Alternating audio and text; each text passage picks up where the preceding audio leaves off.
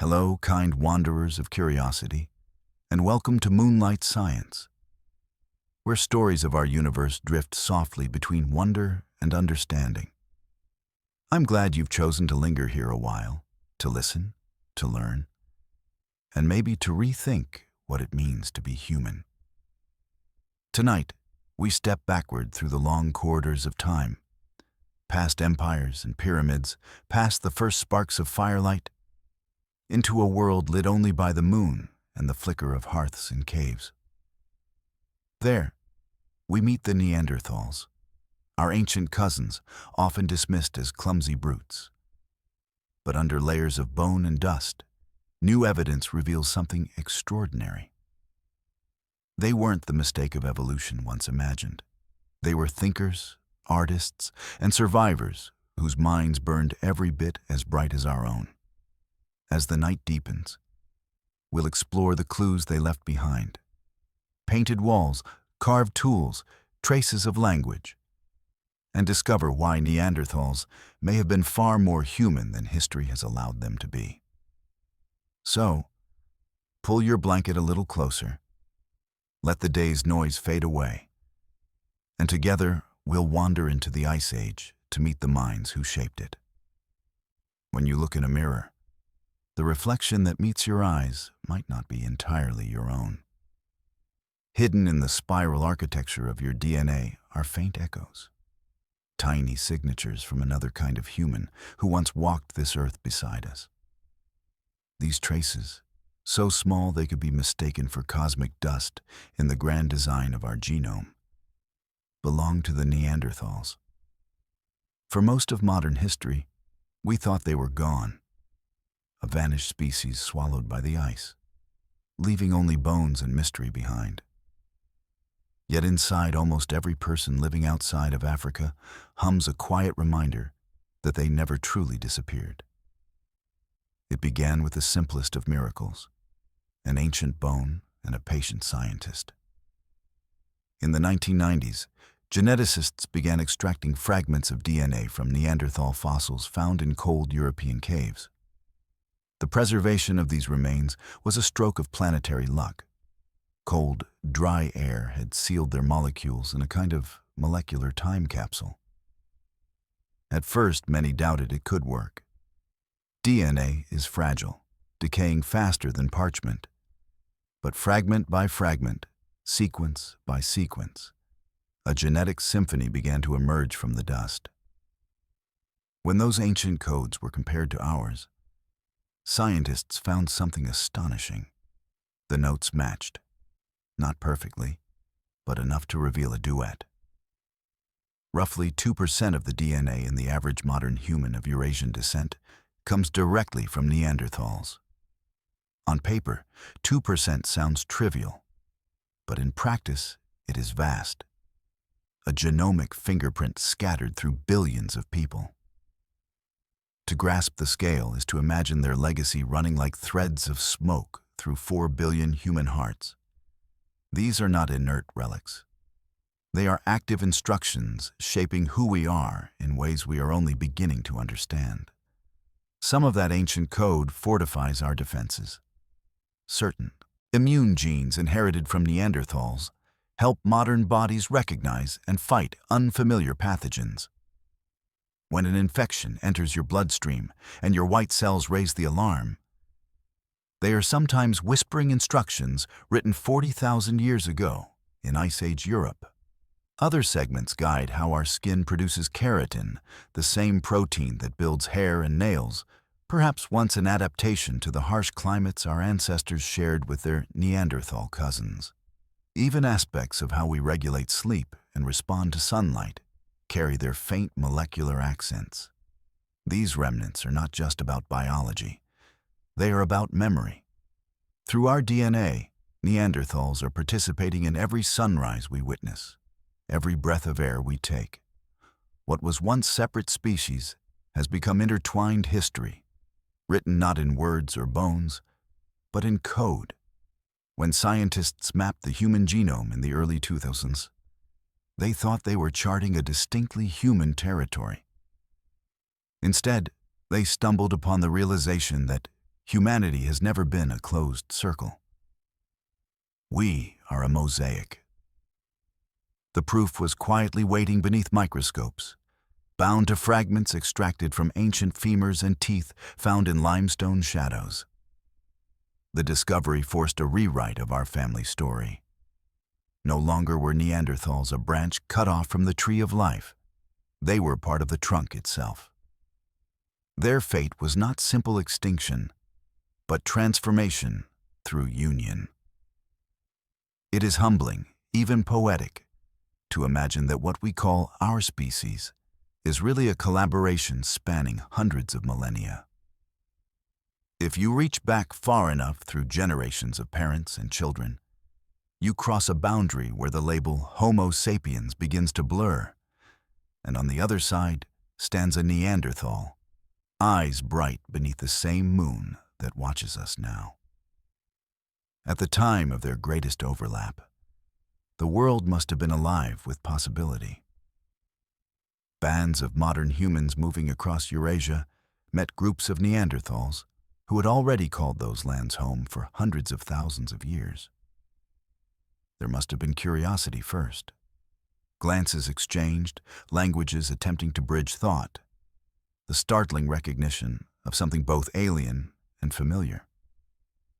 Over time, shared lives followed. Hunts, discoveries, children. And with those children came the interlacing of code that rippled forward through time. Now, in sterile laboratories filled with the hum of sequencers, we can watch that inheritance unfold in real time. The lines of data flicker across screens like ancient campfires reigniting. From bone dust to bite, from fossil to genome, Neanderthals speak again. And what they tell us is simple. They are still here. Every cell, every heartbeat in billions of bodies around the world carries a pulse that began in Ice Age caves. Their extinction, it turns out, was never absolute. It was a transformation, a quiet merging that ensured their story would continue, riding secretly through the bloodstream of their curious, talkative descendants who still gaze up at the same eternal stars. Long before words were written, before cities scraped at the clouds or ships carved paths across oceans, the Earth was already a crowded neighborhood of intelligent beings. We often speak of humanity as if it were a solo performance, our species alone upon the stage, but in truth, it began as a chorus. 2 million years ago, our genus Homo bloomed like a tree with many branches. Some of those branches, such as Homo habilis and Homo erectus, reached across continents, while others, like the Neanderthals, grew sturdy and strong in the cold heart of Ice Age Europe. Their story begins roughly 400,000 years ago, descending from a shared ancestor with us called Homo heidelbergensis, a traveler who carried fire and tools from Africa into the temperate north. There, under glacial skies, this lineage split. One path journeyed east and south, giving rise to us, Homo sapiens, while the other remained in Europe and Western Asia, slowly adapting to a harsher, darker world where snow sometimes blanketed the plains, even in summer. Over tens of millennia, their bodies changed to meet the challenge. They became compact, their limbs shorter, to retain heat like living furnaces. Their noses grew broad to warm frozen air before it reached their lungs. Their bones thickened, evidence of the immense physical strength required to carve survival from a continent that shivered perpetually between frost and thaw. Imagine that Europe, not as the garden landscape we know, but as a shifting mix of tundra, forest, and glacier, a place painted in careful strokes of ice and light. Herds of mammoth and giant elk moved through valleys where rivers froze overnight. Volcanoes sometimes stained the sky with ash, and the waxing and waning of ice sheets redrew entire coastlines. Neanderthals flourished within that volatility. They were not nomads forced to wander aimlessly. They were masters of their territory, attuned to its rhythms in a way that few creatures have ever been. Their settlements followed migrating herds in seasonal vegetation. They planned, anticipated, and built futures one fire at a time. Artifacts scattered from Spain to Siberia tell of a vast network of cultures linked by innovation. Flint blades show identical crafting techniques appearing hundreds of miles apart, suggesting not only intelligence, but communication, a shared language of stone. In southern France, chemical traces of campfires appear in layers spanning centuries, showing repeated return to the same sites generation after generation. These were not drifters snatching brief existence from the cold. They were citizens of time, bound to familiar places through memory and tradition. 400,000 years of endurance is not failure. It is a triumph that makes our own 10,000-year history of civilization seem like a single heartbeat in comparison. To survive ice, Neanderthals learned the art of balance. When glaciers crept south, they retreated into valleys and caves, clustering around springs that refused to freeze. When warmth returned, they ventured north again across the steppes, following the shifting pastures of prey. Every movement was an act of reading the earth, an instinctive science of weather and migration. Over thousands of generations, their technology evolved alongside them. Wooden spears hardened by fire became hunting weapons of startling precision. Stone scrapers, shaped to fit perfectly within palm and thumb, reveal a mind that understood ergonomics long before the word existed. Even the simple act of choosing stone mattered. They carried obsidian and flint long distances, knowing that good material was worth the wait. To think of them as cave dwellers misses the point. They were climate engineers. Caves became classrooms, kitchens, sanctuaries against blizzards. Their fires transformed frozen shelters into warm enclaves, glowing orange against walls painted by smoke. Some caves even show deposits of ochre and pigment, early signs of decoration. They had time for more than survival. They had space for meaning. And so, while our species was still perfecting speech in African savannas, the Neanderthals had already solved the algebra of ice and fire. They mapped constellations of survival across Europe and Western Asia, leaving handprints deep inside mountains as quiet reminders of presence. For nearly 500,000 years, they watched glaciers advance and retreat, watched rivers change course, watched stars shift in the ink of the Pleistocene sky. They became, in every sense, natives of deep time. When Homo sapiens eventually wandered into their world, we were not entering an empty wilderness. We were stepping into their home, a land already mastered and measured by minds as sharp as ours. The Neanderthals were not our primitive cousins huddled in ignorance. They were our forgotten siblings, ancient, resourceful, and alive, with the same curiosity that still drives us to gaze at the stars and wonder who else might share our lineage beneath the endless night. Their bones were the first to speak, long before science had the language to listen. When the first Neanderthal skeleton was pulled from the limestone of the Neander Valley in Germany in 1856, its bowed limbs and thick skull startled the world. To Victorian eyes, it looked like something half-human, a missing rung in the mythical ladder between beast and man. The press called it brutish. Scholars whispered of savagery. But bones seldom lie. Misinterpretation is the weakness of the living, not of the dead. With each decade that followed, the silent calculus of their anatomy began to reveal itself as something far subtler, an instrument designed through trial, temperature, and time. If you could stand in their presence, the first thing you would notice is not clumsiness, but power. Neanderthals were shorter than most of us, averaging 5.5 feet. But their frames carried mass like sculpted stone, their muscles tethered to bones that flared wide at the hips and shoulders, creating a density of strength that allowed them to drive wooden spears into mammoth hide or haul carcasses across snowbound ridges.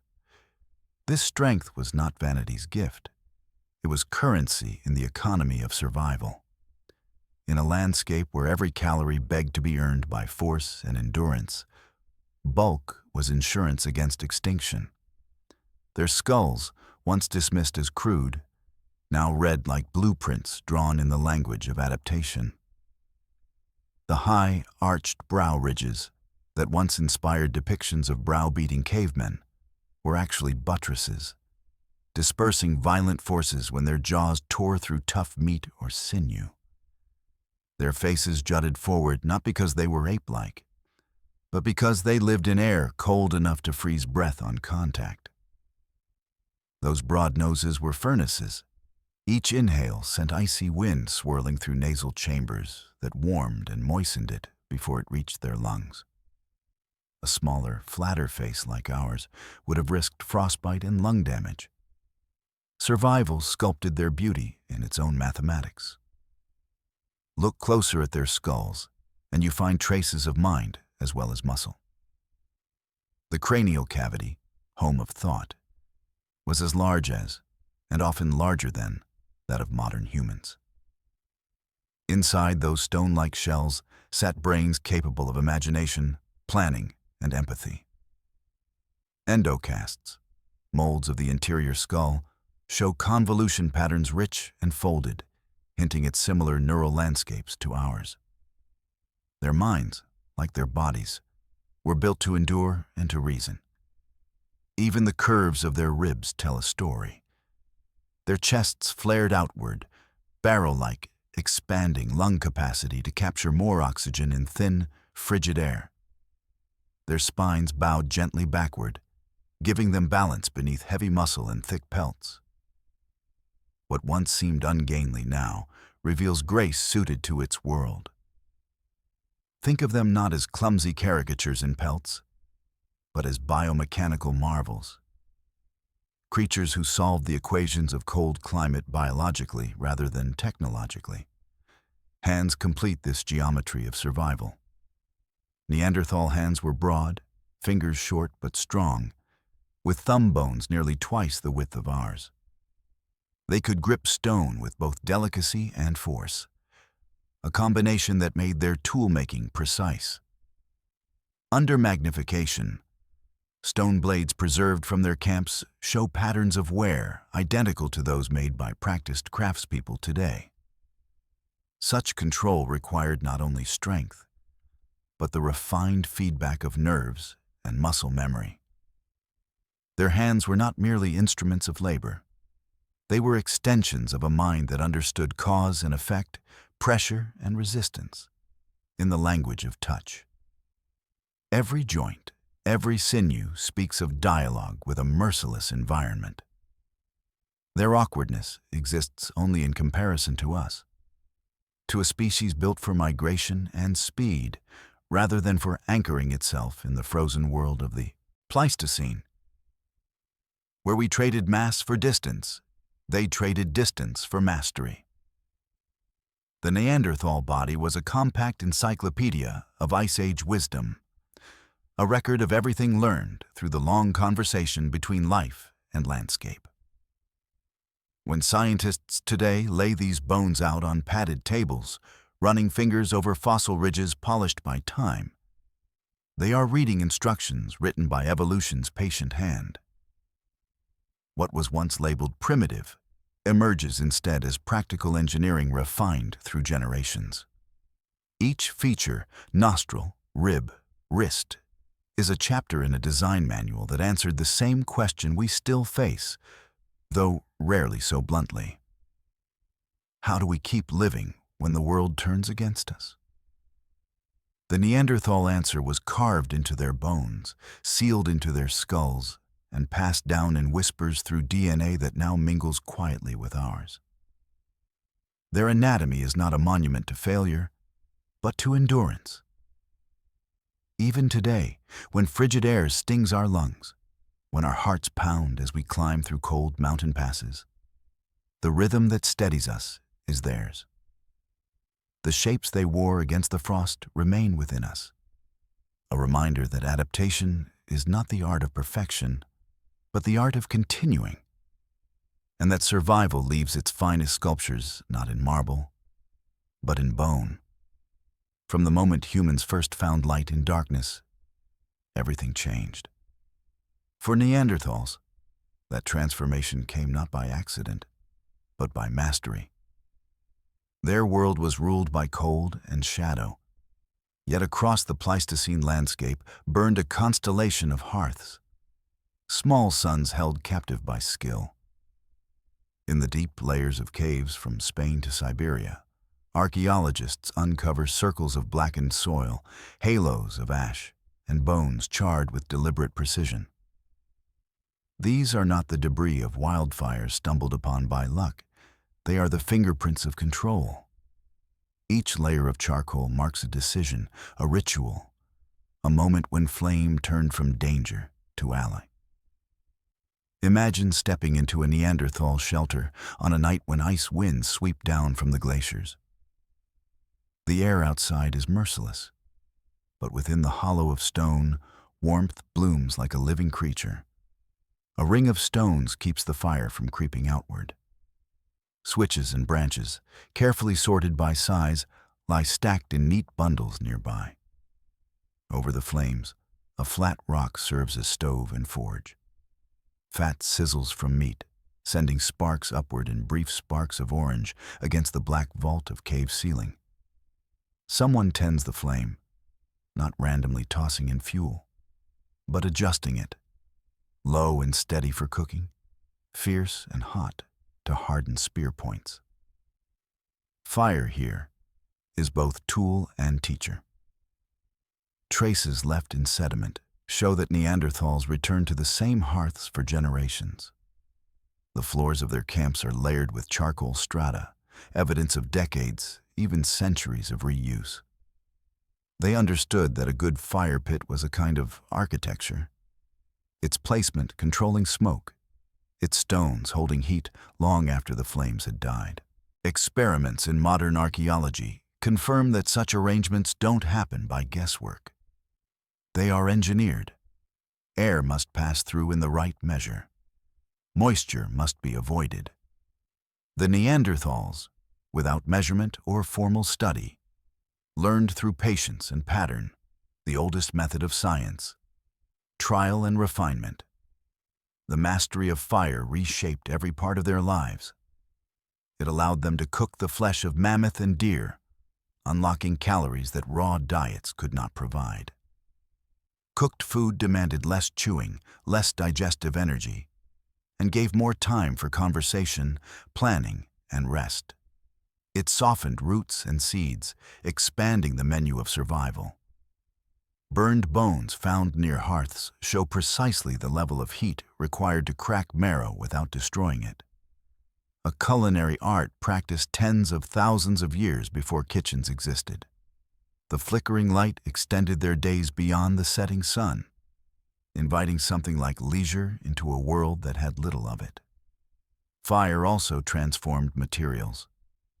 Neanderthals used flame to shape wood into hardened spear tips, to prepare resins for hafting stone blades, even to alter color, darkening the surface of ochre to richer shades. Chemical analyses of their sites reveal patches where certain minerals were repeatedly heated, suggesting early experiments in pigment production. Every spark that flew from their fires carried a fragment of discovery. In the dance of heat and smoke, they stumbled upon chemistry, physics, and artistry, all before those words were born. But perhaps the greatest change was invisible. Fire binds people together. Around it, eyes meet, voices rise and fall. Children grow quiet, hypnotized. The circle becomes a classroom, a council, a sanctuary. In that glow, Neanderthals could share the story of the day's hunt, shape tools, tend wounds, or simply sit in silence while embers turned to starfields at their feet.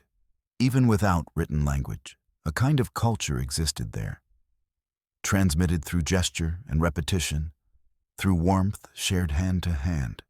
It is no accident that the word hearth and heart share ancient roots. Both are centers of belonging. When scientists kneel beside these ancient ash circles today, brushing away the dust of 30 or 40 millennia, they sometimes find fragments of burnt wood so fine they crumble at a breath. Yet each fragment is testimony. It says that intelligence is not only the province of thought, but of craft. The Neanderthals were chemists by instinct, architects by need, and storytellers by firelight. They did not simply borrow flames from nature, they cultivated them, kept them alive, and in doing so became the first true engineers of warmth. Look into any modern fireplace, any campfire beneath modern stars, and the lineage is unbroken. The spark that leaps between logs tonight is the same that lived beneath Neanderthal hands, humbly glowing against the dark, keeping the ancient promise that knowledge, once kindled, must not be allowed to die. The flicker of a Neanderthal fire did more than cook meat or cast light on painted walls. It defined the boundaries of home. For creatures who faced winters that could bury the world in white and freeze rivers solid, survival meant architecture as much as intelligence. Their shelters were not crude holes stumbled upon by chance. They were engineered sanctuaries shaped by instinct, honed into design. The idea of home, it turns out, is far older than civilization. As old as the warmth of hands arranging stones in a thoughtful circle to protect the flame. Picture a Neanderthal camp at the edge of a frozen plain. Snow muffles the horizon, and glacial winds scour the low hills. Between two limestone outcrops, a group has built a refuge.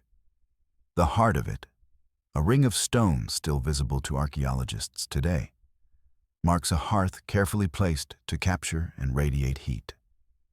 Around it, a canopy of hide stretches over wooden posts cut from birch and pine. The roof slopes steeply, shedding snow into neat banks outside. Long bones from hunted mammoth anchor the edges of the covering, each one placed with quiet precision. From a distance, the structure might look like a dune of snow or a sleeping animal, blending perfectly with the landscape, invisible to predators. Inside, the air glows amber. Heat radiates from the fire toward a low curved wall lined with flattened stones that hold warmth long after the flames die. The entrance faces away from the prevailing wind. An intuitive act of meteorology, learned through generations of bitter experience. Smoke escapes through a carefully positioned gap in the roof, thin as a whisper against the night. Around the interior, resting pelts are arranged into distinct spaces, one for tool making, one for sleeping, one for food preparation. Here, architecture becomes biography. Every feature tells a story of minds who thought not only about now, but about later. Archaeologists have unearthed traces of such planning from Ukraine to France. At Moldova on the Dniester River, remnants of mammoth bone shelters stretch 30 feet across, arranged in crescents that match the path of winter winds. In France's Dordogne, layers of compacted ash and scattered char reveal hearths rebuilt in the same spots for centuries, suggesting fixed family dwellings rather than transient camps. In central Germany, circles of small stones outline tent-style structures whose symmetry rivals that of our earliest villages. These were not random shelters. They were measured, reinforced, renewed. One can almost imagine parents teaching children which way to angle the posts so snow would slide instead of crush, or how to patch a seam of hide with sinew so rain could not seep through. Knowledge was the mortar that held these homes together. Home was a bulwark not just against weather, but against solitude.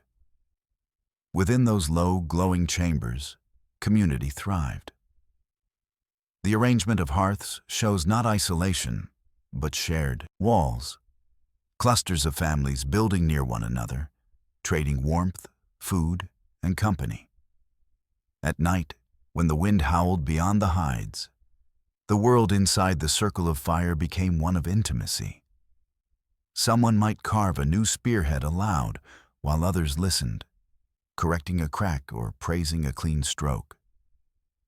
Children, half asleep under furs, learned without lessons how to keep firewood dry, how to tie sinew knots, how to rebuild when storms returned.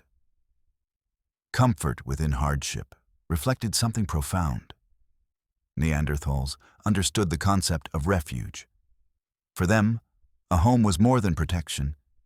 It was order in a universe of cold chaos. Every rock placed around a hearth was an act of defiance against extinction. Each shelter raised upon frozen ground was a statement of belonging. We live here. They learned to manipulate airflow without numbers, to trap heat without blueprints, to select materials not by theory, but by touch and memory. In their shelters, form always followed survival, and from that necessity emerged something approximating elegance. When the modern world marvels at its towers of steel and glass, it often forgets that the first architects worked with wood, bone, and patience. A Neanderthal shelter may seem humble by comparison, but it embodies the same principle that shapes every skyscraper: a desire to create stability out of uncertainty. The difference is scale, not genius. The proof still lies beneath the soil, in circles of stone blackened by soot, testaments to minds that could read the weather, sculpt the wind, and make a home of ice. Within those ringed walls, the endless night would break into warmth, the sound of laughter mingling with crackling fire. Civilization, in its most essential form, had already begun. In the glow of those hearths, skill met imagination in the most tangible way, in the crafting of tools. Stone and bone were the vocabulary of Neanderthal intellect, each piece shaped by decisions that mirrored our own reasoning. The tools they left behind, scattered through caves and riverbanks, are not crude relics. They are sentences in a language written in flint.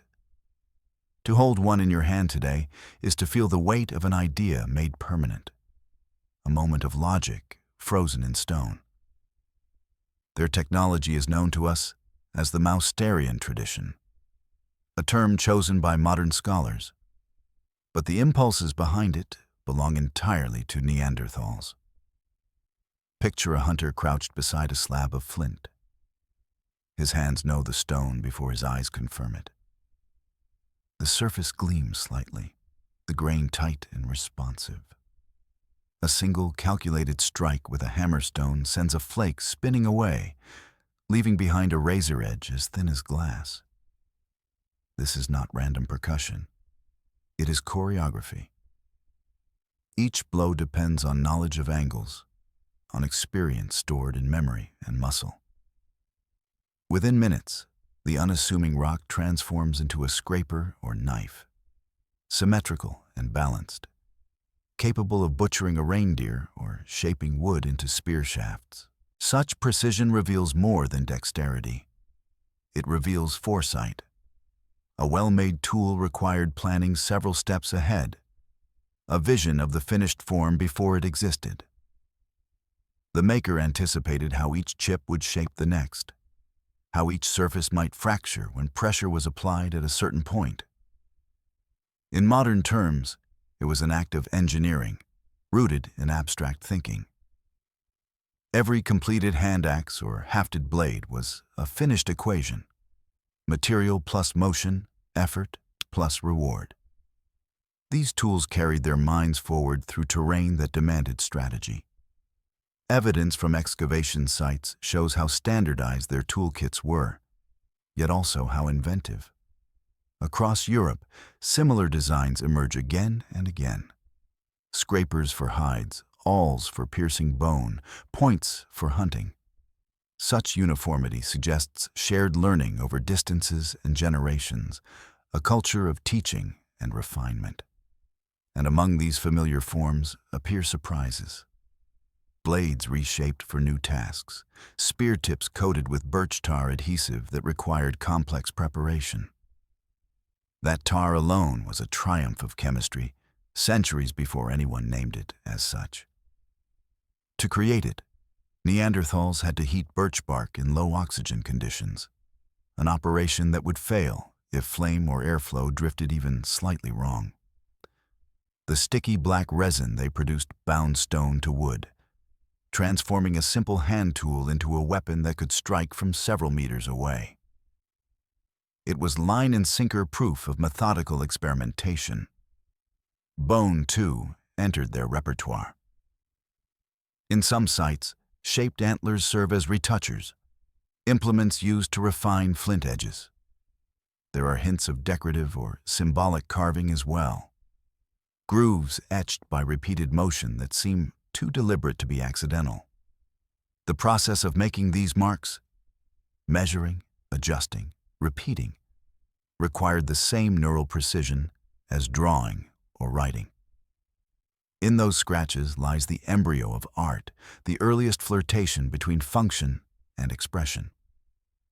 When archaeologists attempt to reproduce Mousterian tools, they discover something humbling. Success isn't a matter of brute strength. It's about subtlety. Too much force shatters the stone. Too little and nothing happens.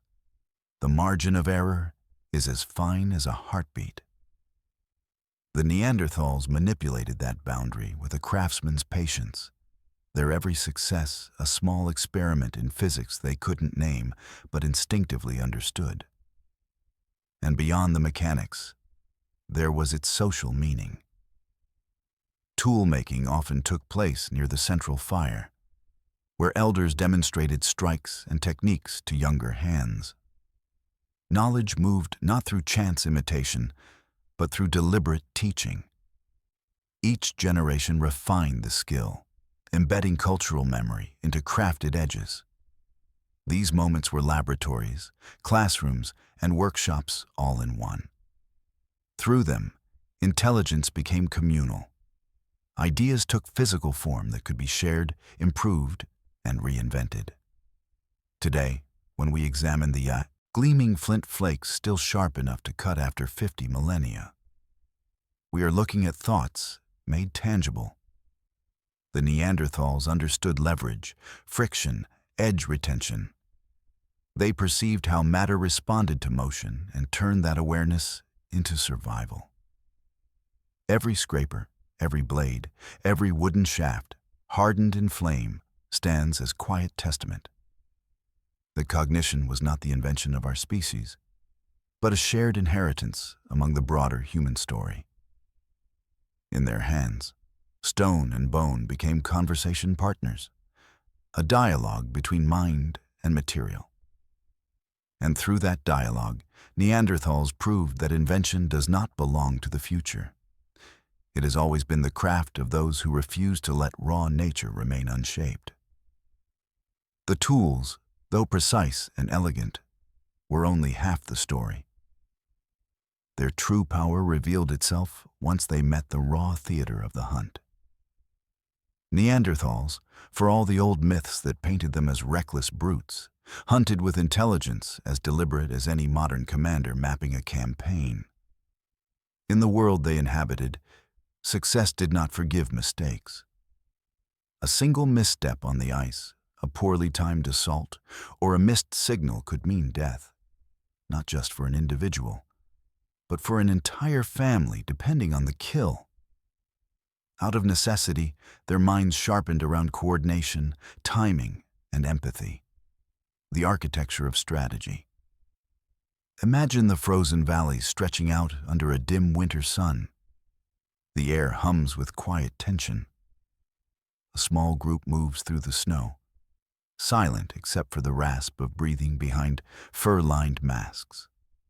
Ahead, steam rises from the nostrils of enormous bison clustered on a windswept plain.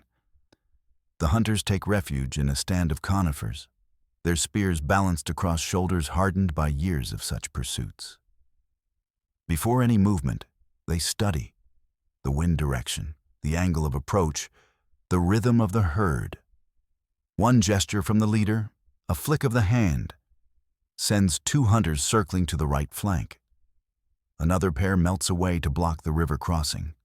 The signals are subtle but universal, rehearsed many times through seasons of shared survival. What follows unfolds not as chaos, but as choreography. When the signal comes, perhaps a low whistle or the sudden cry of a bird, the first spear flies. It strikes, not killing, but turning confusion into opportunity. The herd lurches, and instinct could have sent it scattering in all directions. But the Neanderthals have chosen this valley carefully. Their knowledge of the terrain, of where the snow gives way to mud, of how the wind pushes sound and scent, boxes the animals inward. Panic drives one bison toward the narrow passage where others wait. Another flurry of spears launches, angled at the shoulders to maximize damage. Within minutes, the hunt reaches its climax. The fallen beast lies still, breath freezing in the air. The hunters move in, cautious and efficient, voices rising in short bursts of communication, all confirmation, no waste. To orchestrate such precision requires far more than strength. It demands the capacity to plan collectively, to imagine the thoughts of others, and to anticipate both allies and prey. Evidence of this planning echoes in the bones left behind. Archaeologists find multiple spear points embedded in the same carcass at consistent angles, suggesting coordinated attack rather than random assault. They find patterns in cut marks that indicate designated butchers, skilled in specific tasks, implying an organized division of labor. This was not survival by chaos, but survival by shared understanding. Such collaboration could not exist without complex emotional intelligence. To take a dangerous position on the front of the herd required trust that others would hold the flanks. To strike on cue required faith in the plan. Arguments must have erupted, mistakes surely cost lives. Yet over time, their communities learned to channel emotion into cohesion. The very regions of their brains associated with empathy and decision-making, the prefrontal cortex, showed development comparable to our own. These hunts were both school and sanctuary, where lessons in leadership, patience, and mutual dependence were written not on paper, but on the landscape itself. After the kill came ritual efficiency. Fires sparked to life as they field-dressed the carcass. Every usable piece found purpose. Meat stripped for roasting, hides stretched for shelter, tendons teased into sinew for thread. The air filled with the scent of accomplishment, smoke, and blood. Food meant not only survival, but gratitude, distributed among the young and the old. The meal that followed would knit their bonds together as surely as any spoken promise. Around the fire, gestures replayed the hunt, the downward arc of a thrown spear, the moment of impact rendered in shadows, dancing along rough walls. Under the moon, the valley grew quiet again, the snow absorbing the evidence of movement. What remained was memory, a shared sense that intelligence had once more matched the wild, that cunning and cooperation had triumphed over brute chance. Far from the caricature of stumbling cavemen, these hunters reveal minds comfortable with complexity, emotion married to calculation. Their footprints fade by morning, but the pattern they left, organization, foresight, trust, continues to echo inside us. For every plan we make, every team we form, every word of coordination we offer, we are repeating a lesson learned in those frozen valleys long before the first history was told. Survival is always a matter of thinking together. After the hunt, when the fires cooled and the night pressed in, another side of Neanderthal life unfolded far from the open plains. It happened in darkness, not the darkness of fear, but of imagination. Beneath the mountains of Spain and France, and deep into the stone hearts of Europe, they ventured into spaces where light seemed to have never lived. There their torches flickered against wet limestone, revealing walls that still whisper their secrets. Shapes swam in ochre red and charcoal black, abstract and deliberate. For over a century, scholars debated who had made them. Then, when pigments were dated with modern precision, the answer arrived like a quiet revolution. These paintings predated the arrival of modern humans by more than 20,000 years. The artists were Neanderthals. The revelation overturned the story we told ourselves about art, about what it means to be human. For generations, scientists and philosophers had drawn a neat boundary between our kind and all others. A boundary marked by creativity, by symbols, by expression that reached beyond survival. But the walls of La Pasiega, Maltravieso, and Ardales did not care about our pride. On their surfaces appeared dots, lines, and hand stencils that spoke of minds capable of more than hunting or shelter. These markings were not scribbles born of boredom.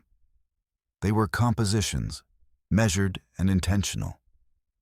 To make them, Neanderthals ground mineral powder into fine pigment, mixed it with water or fat, and used hollow bones as primitive airbrushes. They blew the colored mist over their hands, pressed to stone, leaving glowing outlines like echoes of touch across 40 millennia. To stand inside one of these caverns today is to feel time-fold. The air is cool, heavy with silence. The walls shimmer faintly in torchlight, and those ghostly hands stare back. Some small, some broad, everyone a message sent across unthinkable distance. I was here. The act itself required planning and cooperation.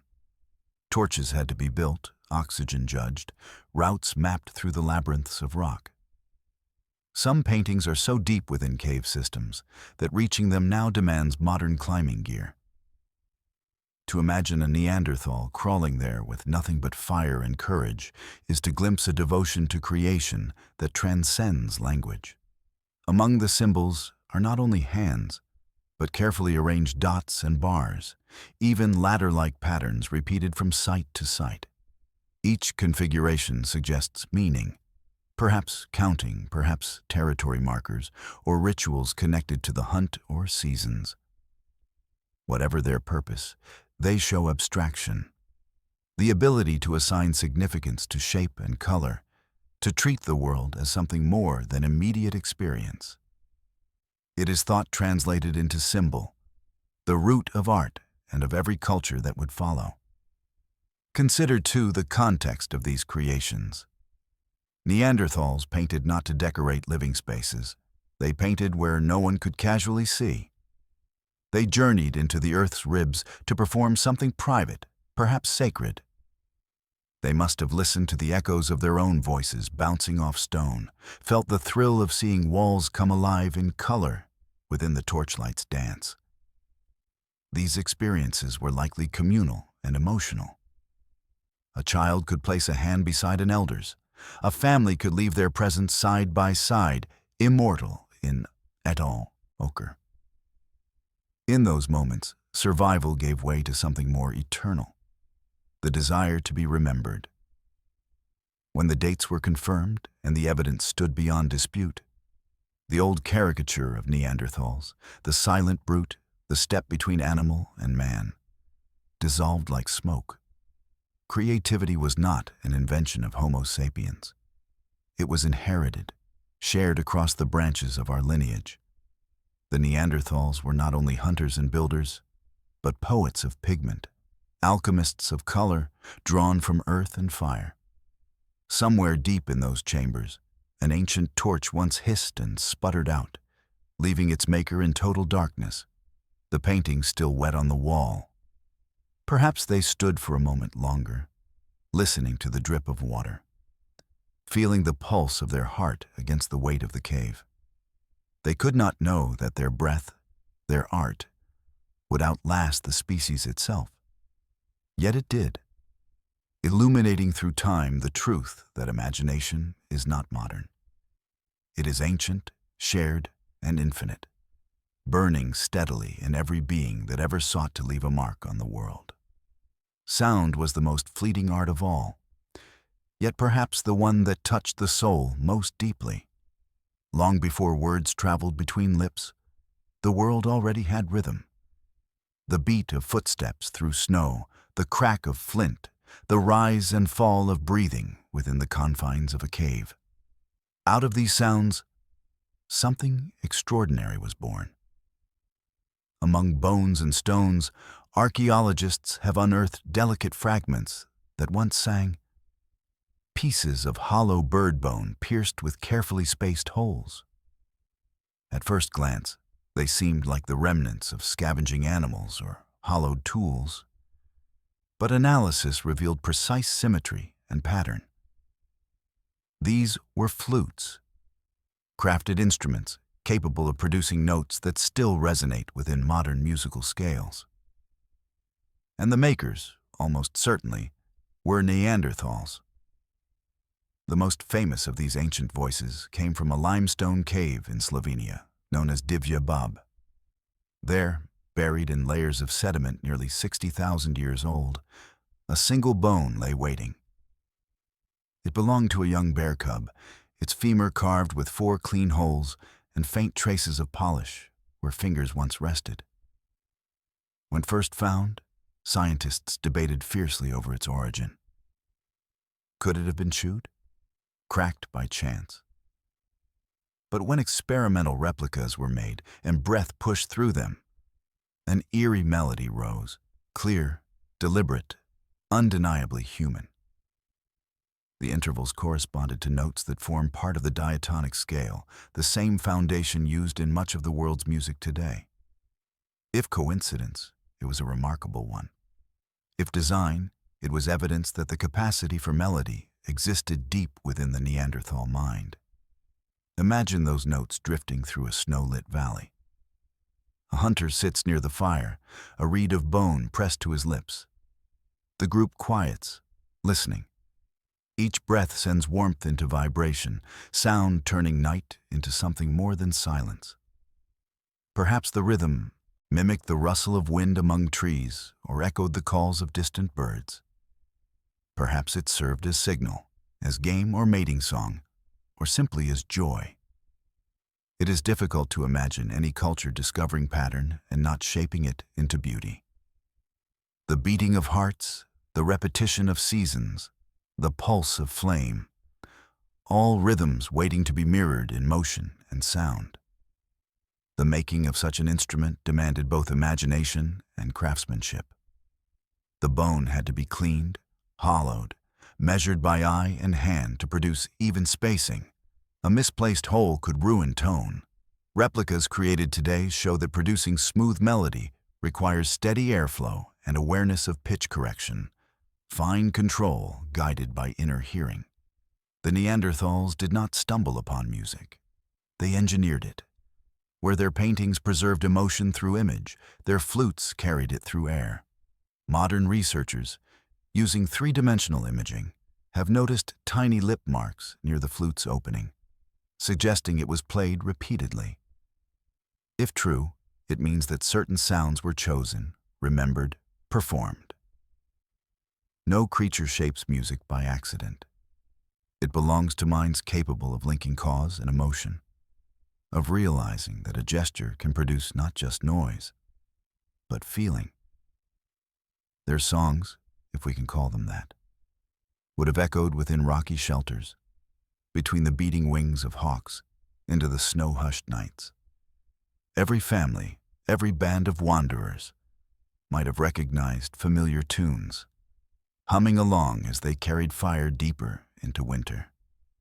Music has always been a language that does not require translation, and perhaps that was precisely its purpose then. Around the fire, melody joined what words could not yet say. Reassurance, mourning, celebration. A mother rocking a child might hum softly while feeding embers or waiting for dawn. The vibration of her voice, low, resonant, soothing, would have been as vital to comfort as warmth itself. Across the millennia, that same instinct remains. We still seek meaning in rhythm, consolation in song. When modern scientists breathe into replicas of those ancient flutes, laboratories fill with delicate, haunting sound. For an instant, data and dust vanish, and something much older returns, a conversation through time carried on breath alone. It tells us that before there were cities or alphabets, before species drew borders of identity, there was music. And within its echoes lives the proof that Neanderthals were not silent creatures of survival, but musicians whose art floated somewhere between the crackle of their fires and the cold whisper of the wind. If there was music around their fires, there must also have been words, or something very close to them. The hunt, the shelters, the carved flutes all speak of minds capable of sequence and intention. No creature can plan a group hunt or teach a child to shape flint without some system for turning thoughts into signals. For decades, scientists insisted that Neanderthals lacked the voice box for true speech, their throats too crude, their skulls too heavy. But bones, again, have a way of overturning arrogance. When researchers found a small horseshoe-shaped bone in a Neanderthal fossil at the cave of Kabara in Israel, the hyoid, they were stunned. It was virtually identical to ours, the delicate anchor that allows complex movement of the tongue and larynx. Whatever noises passed between them, they were more than grunts. They had structure, tone, and meaning carried on breath and pitch. Endocasts, the internal molds of their skull cavities, add further evidence. Within those ancient cranial blueprints lies a familiar landscape, dense folds in regions equivalent to Broca's and Wernicke's areas, the parts of our own brains responsible for producing and understanding speech. These folds are not evolutionary accidents. They are the architecture of language made visible, shaped by millennia of thought reaching outward. When coupled with the fine nerve channels leading from brain to mouth and hand, the picture becomes clear. Neanderthals had the equipment for syntax, perhaps for storytelling itself. Their words may have been fewer, their grammar simpler, but they spoke them with intent. Language is more than noise. It is rhythm joined with meaning. In every society, gesture and tone weave through speech, turning sounds into connection. For Neanderthals, living in small bands where silence could mean danger and subtlety was survival, communication had to be both visible and audible. A flick of the wrist could signal readiness. A tilt of the head could warn of movement in the forest. Studies of modern humans who hunt collaboratively suggest that many unspoken cues, eye contact, breathing pace, posture, carry as much information as spoken words. In that sense, Neanderthal language may have floated between voice and motion, a conversation of gestures underscored by low murmurs, clicks, and calls suited to the muffling snow. Imagine a family gathered beneath a hide shelter. A child reaches toward the fire, and the mother utters a soft syllable, short, urgent, enough to make the child freeze. The father responds with a grunt of approval, the tone downward, reassuring. Outside, the hunters return, calling to announce safety and success. None of these sounds survive in fossil record, yet the evidence of coordinated hunts, shared tool-making, and symbol-laden art demands their presence. Thought could not have traveled purely through chance mimicry. It needed the scaffold of evolving language. Even rudimentary sentences change everything. They allow teaching. Watch me strike here. They permit planning. Tomorrow, when the herd moves east. They forge connection. Stay close. Language becomes a vessel for empathy as well as strategy, enabling a sense of belonging that no gesture alone could sustain. It isn't hard to picture the first true conversation, two breath clouds meeting in twilight, one Sioux phrase breaking across the cold air like the call of fire to ember. In that moment, noise becomes thought shared. Thought becomes trust, and trust becomes community. Modern linguists call speech the defining boundary of our species, but the fossils whisper otherwise. Those grooves in stone that show shared instruction, those fire circles structured for teaching, those cave paintings where one hand mirrors another, all are acts infused with communication deeper than instinct. Even if their voices were rougher, their vocabulary limited, Neanderthals wielded language in its purest form, a bridge between self and others. Their words may now be buried under millennia of silence, yet their presence lingers subtly within our throats. The same bone that steadied their voices steadies ours, resonating as we speak, sing, or whisper to the dark. In every human conversation, from the hush of a child's lullaby to the thunder of political debate, the echoes of those first sentences still move through us, a legacy of minds that dared to name the world beneath falling snow.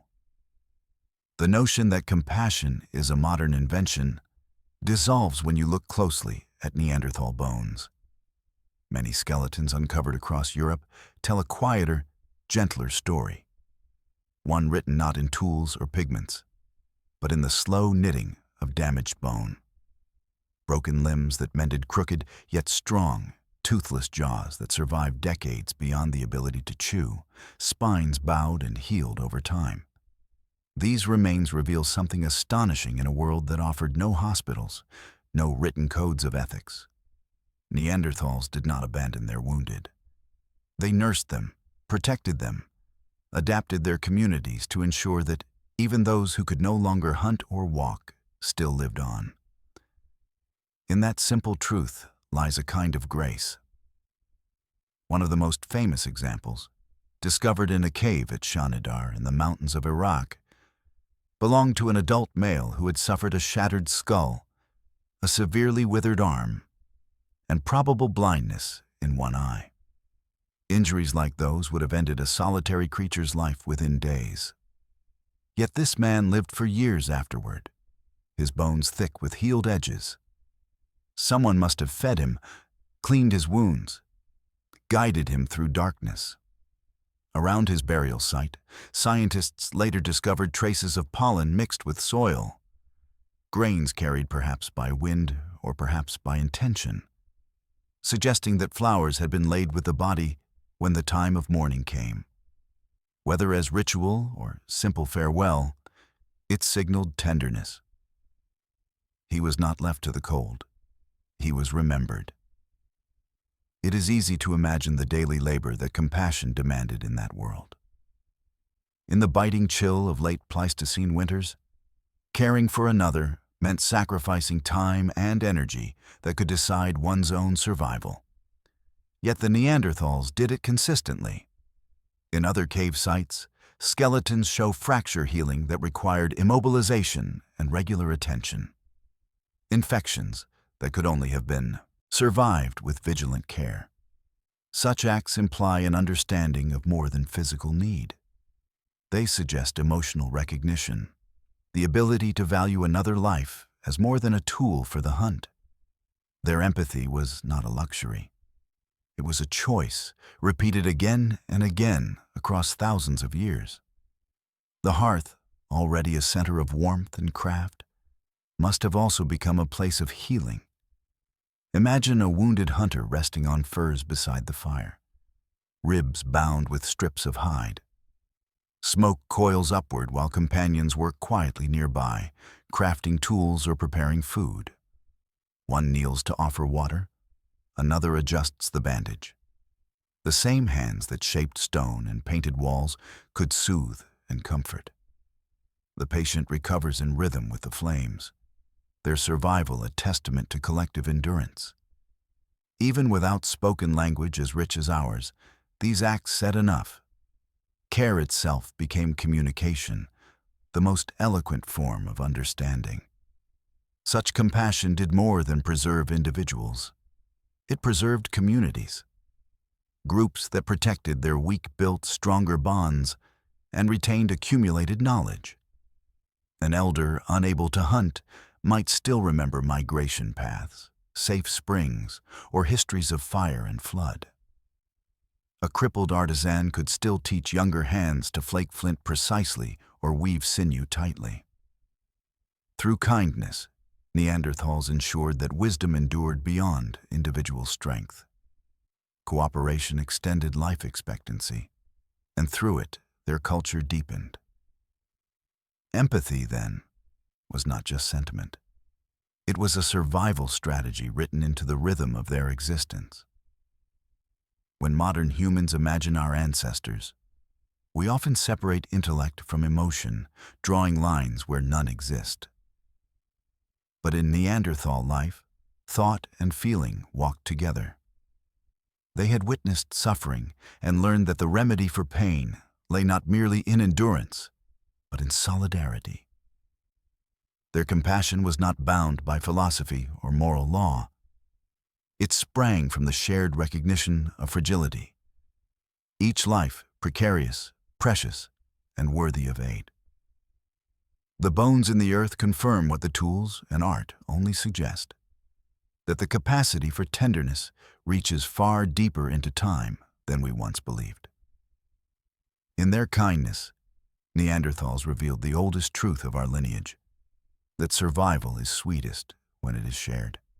Caring for the wounded did not end with bandages made from leather or the sharing of food. The Neanderthals seemed to understand, in ways both intuitive and intimate, that the land itself held remedies. Across the scattered valleys and caves where their bones now rest, scientists have found whispers of their medicine, traces so subtle they clung for tens of thousands of years to the teeth of the dead. These residues, analyzed with modern instruments, reveal particles from willow and poplar bark, both rich in salicylic acid, the same compound that forms the basis of modern aspirin. They also bear microscopic fungi with antibiotic properties. Combined with the pollen of flowers found near burials, these discoveries suggest to people who did more than endure injuries. They sought to treat them. It would have begun, as most discoveries do, with observation. A wounded hunter watching an animal chew a particular leaf before its fever broke, or noticing that chewing bitter bark eased the pounding at the temples. Knowledge of plants wasn't casual curiosity, it was necessity. The Ice Age offered only a brief growing season, and every usable plant was studied and remembered. Imagine a small group foraging near a thawing river. One member kneels, plucking a thin sprig of green from beneath melting snow. The others notice the smell, sharp, medicinal. Over generations, such observations built an inventory of healing. They would have learned which roots could numb pain, which stems soothed infection, which leaves calmed a sick child's stomach. The forest became both pharmacy and teacher. At Shanidar Cave, where the injured elder had been buried with flowers, pollen analysis showed blooms of yarrow, cornflower, and hollyhock. Plants not native to the cave floor but carried there deliberately. Some were aromatic, others medicinal, capable of easing inflammation or fever. Whether they were placed as offerings in death or used as salves in life, their presence speaks of botanical awareness. These were not random decorations gathered in haste. They were species selected by experience and memory. The skill required to identify, collect, and prepare such plants implies a continuity of learning, a passing of secrets from one generation to the next. The first pharmacologists of Earth did not wear white coats or carry glass vials. They knelt in frozen soil and crushed herbs between stones. How remarkable it must have been, the first time a poultice actually worked. A swelling reduced, a fever cooled. Around the fire, stories of healing would spread quickly. The individual who knew how to gather and prepare these cures became precious to the group, a figure of quiet authority. Their craft turned raw observation into shared knowledge. They may not have understood chemistry, but they understood results. Even the act of brewing bark in hot water marked a form of experimentation, the blending of natural science and empathy into one. With each success, they turned chaos into pattern, suffering into solvable mystery. Perhaps the most telling evidence lies not just in what they consumed, but in what they avoided. Dental traces show that Neanderthals distinguished between edible and toxic plants. Their diets include traces of bitter, fibrous vegetation that served no nutritional purpose but carried medicinal properties. This suggests intentional choice, the development of taste for health rather than flavor. In a world without written symbols, these lessons were remembered through repetition. The smell of helpful bark, the color of a leaf that healed rather than harmed, the time of year when certain herbs appeared along thawing streams. It was science conducted through survival, improvisation honed into wisdom. When we crush a pill between our fingers today, or steep a tea bag containing the descendant of some distant willow, we echo their gestures. The foundation of medicine, that miracle of turning knowledge into care, began not in hospitals, but in the hands of beings whose names we will never know. Under pale Ice Age moons, they experimented with the earth, listened to its nuances, and discovered that healing lived in the soil and the leaves. Their pharmacy was wild and wordless, yet it was built upon the same faith that guides medicine now. That pain can be eased if only we are patient and observant enough to learn the language of nature. The Neanderthals spoke that language fluently, proving that intelligence takes many forms, and compassion, once again, found its expression in the art of healing. The same hands that mixed healing herbs also mixed color, transforming minerals into meaning. Long before jewelry glittered behind glass or paint brightened city walls, the Neanderthals discovered the quiet power of adornment. Across ancient campsites, archaeologists find fragments of ochre, lumps of red and yellow iron oxide rubbed smooth by repeated handling. Some pieces carry grooves where powder was scraped away. Others bear traces of charcoal or animal fat, ingredients for pigment. On nearby stones and shells, residues of these same hues linger as smudges of rust and gold, the fingerprints of ancient artists and engineers of identity. Color may seem a trivial pursuit amid ice and hunger, but it speaks volumes about how they saw themselves. To create pigment required planning, knowing which rocks could yield brilliance, where to find them, and how to grind them fine enough for spreading. Some pigments traveled hundreds of kilometers from their geological sources. They were traded, treasured, stored in pockets fashioned from hide. Red ochre, especially, carried weight beyond decoration. In its warmth glowed vitality, blood, fire, the colors of life itself. When brushed across skin or mixed into clay, it may have announced belonging or readiness for ceremony, or simply joy. At sites in Spain and the Italian peninsula, pierced shells bearing traces of pigment have been found. Their perforations are too deliberate to be natural. They were strung together on sinew, worn around necks, or sewn into clothing. Unlike utilitarian tools, such ornaments had no practical function. Their purpose was symbolic. To wear color was to declare presence. I exist, I matter, I belong. In this way, Neanderthals stepped beyond survival into the realm of representation, the ability to abstract oneself, to say not merely I live, but I am this person, among these people. Symbolic thought glimmered first, not in words, but in the shimmer of ochre across skin and bone. A necklace carved from ivory or animal teeth might commemorate success in a hunt, or serve as a charm for protection. The rhythmic scraping that shaped each bead was slow, patient work. Picture a small group huddled by firelight. One person chips away at a wolf's tooth, drilling through its base with a pointed flint, twisting back and forth. When finished, the tooth dangles from a cord dyed red with ochre and smeared with fat, so it gleams in the firelight. Around them, others watch, understanding the story without speech. The tooth recalls courage. The color proclaims strength. Symbol meets memory, and culture takes form. The creation of body paint and ornament also demanded subtle chemistry. Grinding rock into powder was not enough. To adhere pigment to skin or object, binders were needed: animal fat, resin, or water. These mixtures reveal experiment, iteration, refinement. They even suggest communal teaching. A shared grammar of color passed through demonstration. In such acts, Neanderthals merged artistry with science. Each new technique changed how they presented themselves to each other, just as fashion does for us today. Their cosmetics were less about vanity and more about transformation, a way to align the body with emotion or event.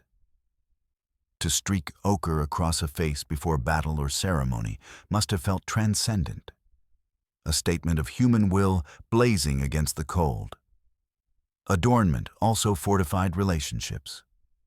Clusters of similar ornaments at neighboring sites suggest shared styles among distant groups, perhaps signifying alliances or kinship. The exchange of pigment or jewelry might have strengthened bonds as effectively as shared meals or hunts. In the gleam of decorated skin, they recognized familiarity. Power may have been measured not only in muscle, but in mastery of color, an outward sign of an inward intellect.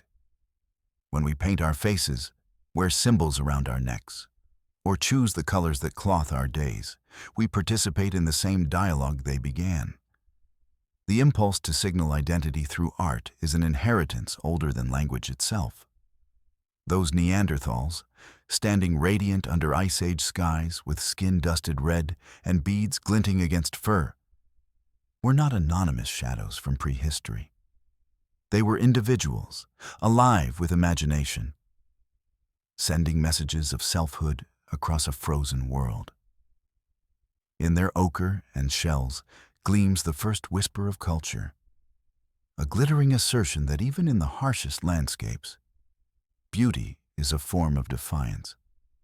Beneath layers of stone and time, the dead of the Neanderthals lie arranged with an intentional grace that defies all notions of crude instinct. Their burials, sprinkled with pigment, surrounded by tools, positioned with care, tell us that they looked upon death not as an ending to be hidden, but as an event to be understood.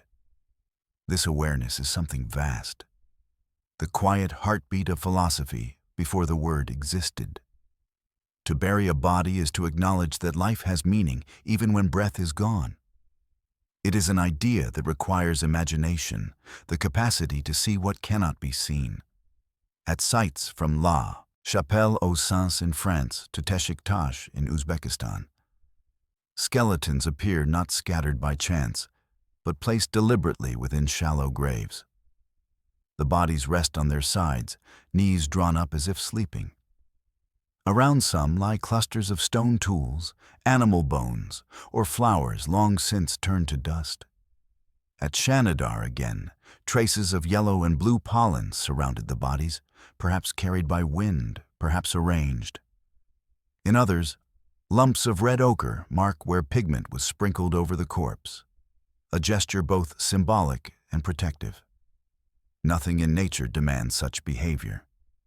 It springs from emotion, reflection, a need to reconcile what the living lose with what the heart refuses to let fade. Imagine the scene. A cold evening. The group gathered near the mouth of a cave. The wind outside keens through pine trees, but inside, torches burn steady. Before them lies a companion, father, sister, child, or lover, whose skin has grown pale, whose warmth has passed. They do not abandon the body to scavengers. Instead, hands accustomed to shaping tools shape the earth, scooping out a resting place in soft soil. Someone brushes a strand of hair back from the still face. Another brings ochre, spreading it across the skin until it glows as if fire still burned beneath. Bones of hunted animals, perhaps a token from the last expedition, are laid close as offerings. A scraper or flint knife, still sharp, tucked within folded fingers. The gestures are unhurried, deliberate. Grief becomes ritual, and ritual becomes memory. These acts reveal more than affection. They point to belief in continuity, in some form of presence that endures. To imagine that the dead require care is to imagine they still are somewhere. This is the earliest glimmer of metaphysics, the spark of wonder that would one day give rise to prayers, myths, and philosophies. By performing burials, Neanderthals crossed a threshold of mind. They dealt not just with what is, but with what might be. The invisible became part of their world. This recognition reshaped their societies. Death rituals would have offered comfort, binding communities around loss. The act of burial united the living through shared remembrance. It whispered that meaning does not vanish with mortality. Children watching these ceremonies would inherit the concept of remembrance itself, an early psychology of mourning, a vocabulary not of words, but of stones and pigment. Archaeologists see in these scenes the foundation of human spirituality, the emergence of symbolic empathy that stretches beyond the horizon of breath. The physical details are astonishing in their care. Graves are often positioned near hearths, suggesting attempts to keep loved ones within the warmth of the communal space. Others are placed close to cave mouths, half in darkness, half in light. The perfect metaphor for transition. There is order in these choices, even tenderness. One skeleton of a young child was found with horns of an ibex arranged around, its head like a crown. Such placement is not random. It is expression through arrangement, the origin of ceremony itself. From these burials radiates one of the most moving truths of our shared ancestry. That empathy and memory are older than civilization. That before temples rose or scripts recorded prayers, our kind already paused to honor those who could no longer move among them. In the scented glow of burning pine and ochre dust, Neanderthals became more than hunters or toolmakers. They became storytellers of lives concluded, architects of remembrance, builders of memory. Through them, death transformed from an accident of nature into a chapter of meaning. And that recognition, fragile and profound, is what ultimately joined them, and later us, to the infinite. The souls laid gently in Neanderthal graves were once the children who chased each other through the glare of glacial sunlight, their laughter echoing between cliffs of ice. For all their power and survival skill, the Neanderthals were also families, communities held together by the tender chaos of raising young. In the fossil record, the traces of childhood seem fragile. Bare footprints stamped in ancient mud, milk teeth lost in the corners of caves. But they speak with astonishing clarity. They tell us these people were not wild creatures lurching from hunt to hunt. They were teachers, caretakers, and parents who understood that survival rested on nurturing as much as strength. In a cave in Normandy, scientists uncovered a cluster of small footprints hardened in sediment beside larger ones. The prints moved in circles, looping back and forth through patches of clay where fires once burned. It looked less like the path of labor, more like a playground frozen in time. One can almost see it. A restless group of children darting around the hearth while adults sharpen tools or prepare meat. Their games were not meaningless. Each repetition, the lifting of stones, the mimicry of a spear throw, the gathering of sticks, was a lesson disguised as play. Survival, after all, required knowing how things broke, cut, and burned, and the children learned it with joy, guided by patient eyes. A single tooth, no larger than a fingernail, can tell of long seasons of nurture. Growth lines in Neanderthal teeth reveal that childhood lasted for many years, much like in modern humans. They did not reach maturity quickly like apes or other predators. Their development was slow, demanding prolonged care and education. Such an investment of time could not exist without deep family bonds. Adults had to share food with mouths that did not yet contribute to the hunt, had to teach patiently through demonstration and correction. That commitment means love, a word the bones cannot spell, but one their patterns of life make impossible to deny. Archaeological campsites show this rhythm of apprenticeship. Around fires, children left miniature flakes and half-made tools among more sophisticated ones. These clumsy fragments mark lessons in progress, as if elders had handed down both stone and knowledge. A young one would watch as sparks flew, then imitate the exact strike that split flint at the proper angle. Mistakes were forgiven. Each failure became practice.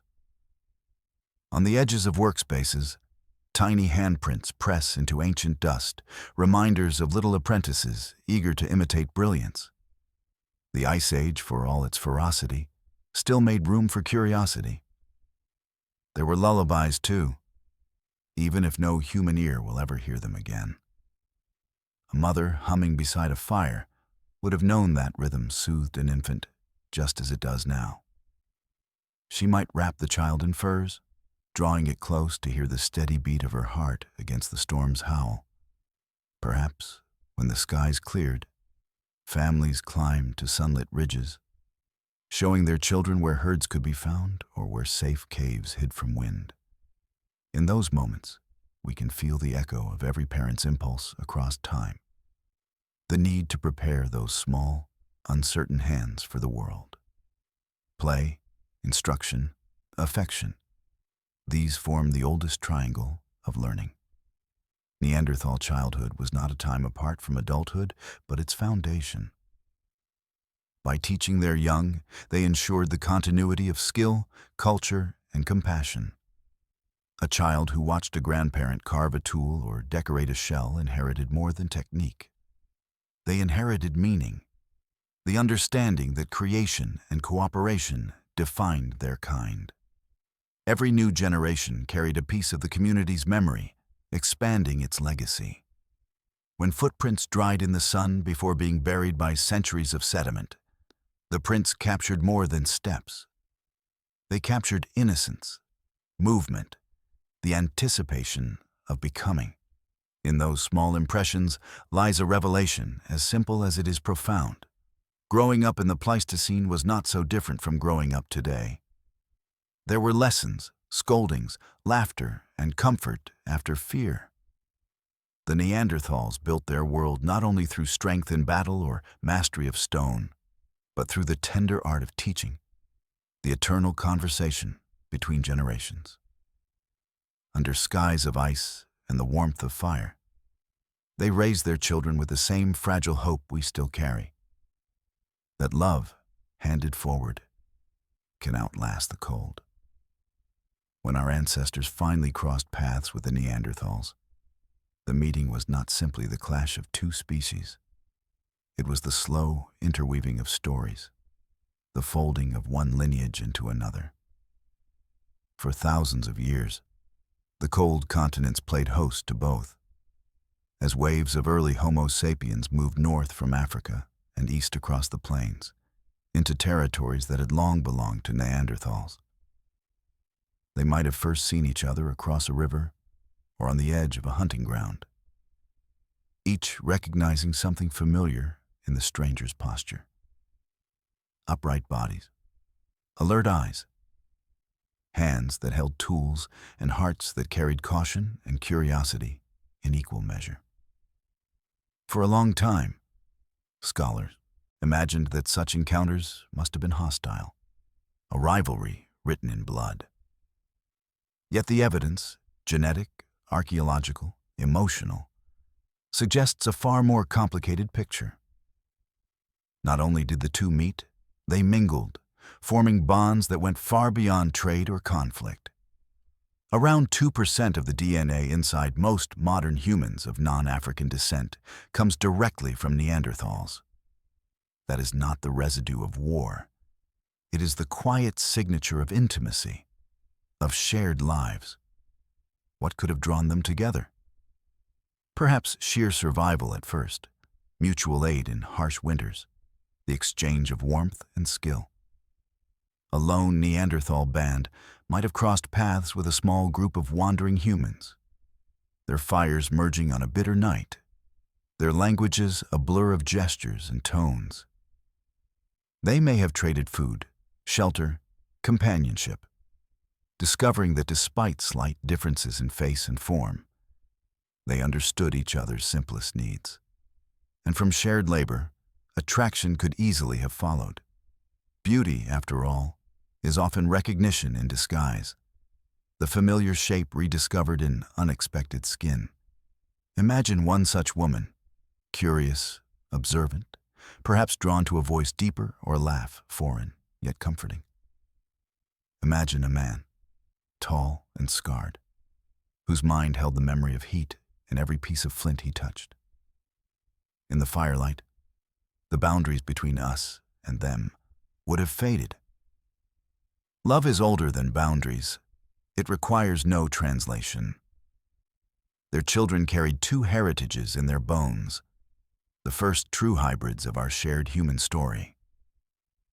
The DNA that endures in us today tells where those unions took place, in Europe, the Middle East, and parts of Asia. It whispers of family lines that endured long after the original encounter, blending traits in a long, quiet fusion. Genes that strengthened our immune systems, those that adapted our skin to new climates, even some that influence our moods. All bear the imprint of Neanderthals. They did not vanish. They were absorbed, becoming an inseparable part of the global family.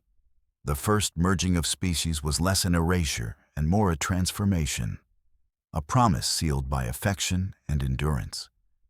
Cultural exchanges must have followed.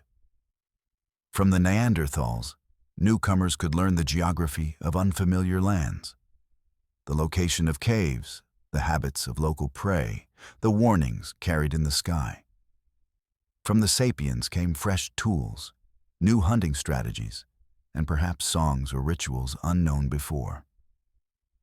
Around shared fires, knowledge passed in both directions, shaping a blended world where differences no longer dictated destiny. Each meeting might have softened the edges of solitude, proving that even in an age of survival, tenderness had power. Although the fossil record cannot replay conversations or record the warmth of skin, the very presence of mixed descendants tells us what words never could. Where fear might have ruled, connection prevailed. These unions were more than acts of necessity. They were acts of courage, bridging the gulf between two evolutionary stories. Through love, simple, daring, and profoundly human, our ancestors ensured that no branch of the family tree ever truly ended. Every living person today carries their legacy, a hidden harmony of past voices that once trusted enough to reach across the divide. And so, Love became the first global bond, written not in treaties, but in hearts that recognized kinship beyond species. Beneath stars glittering over frozen valleys, two very different kinds of humans looked at each other and saw not rivals, but possibility. In that gaze, the course of humanity shifted forever. The world the Neanderthals inhabited never promised mercy. Ice would sweep down from the north without warning, grinding forests into silence. Herds that had sustained them for generations could vanish in a single cruel winter, replaced by emptiness and wind. To live here required a brilliance that was not about grandeur, but endurance. A constant recalibration between what could be found and what could be risked. Survival was an art form, and the Neanderthals were its premier students, sculpting existence from scarcity, turning adaptation into ritual and innovation into instinct. Food defined everything. It was both the measure of intelligence and the heartbeat of community.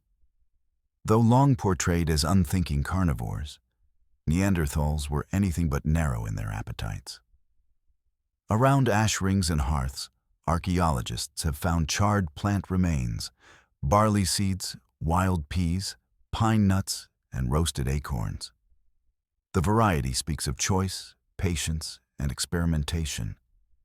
Seeds had to be gathered in season, dried, and stored against the long months when snow buried the landscape.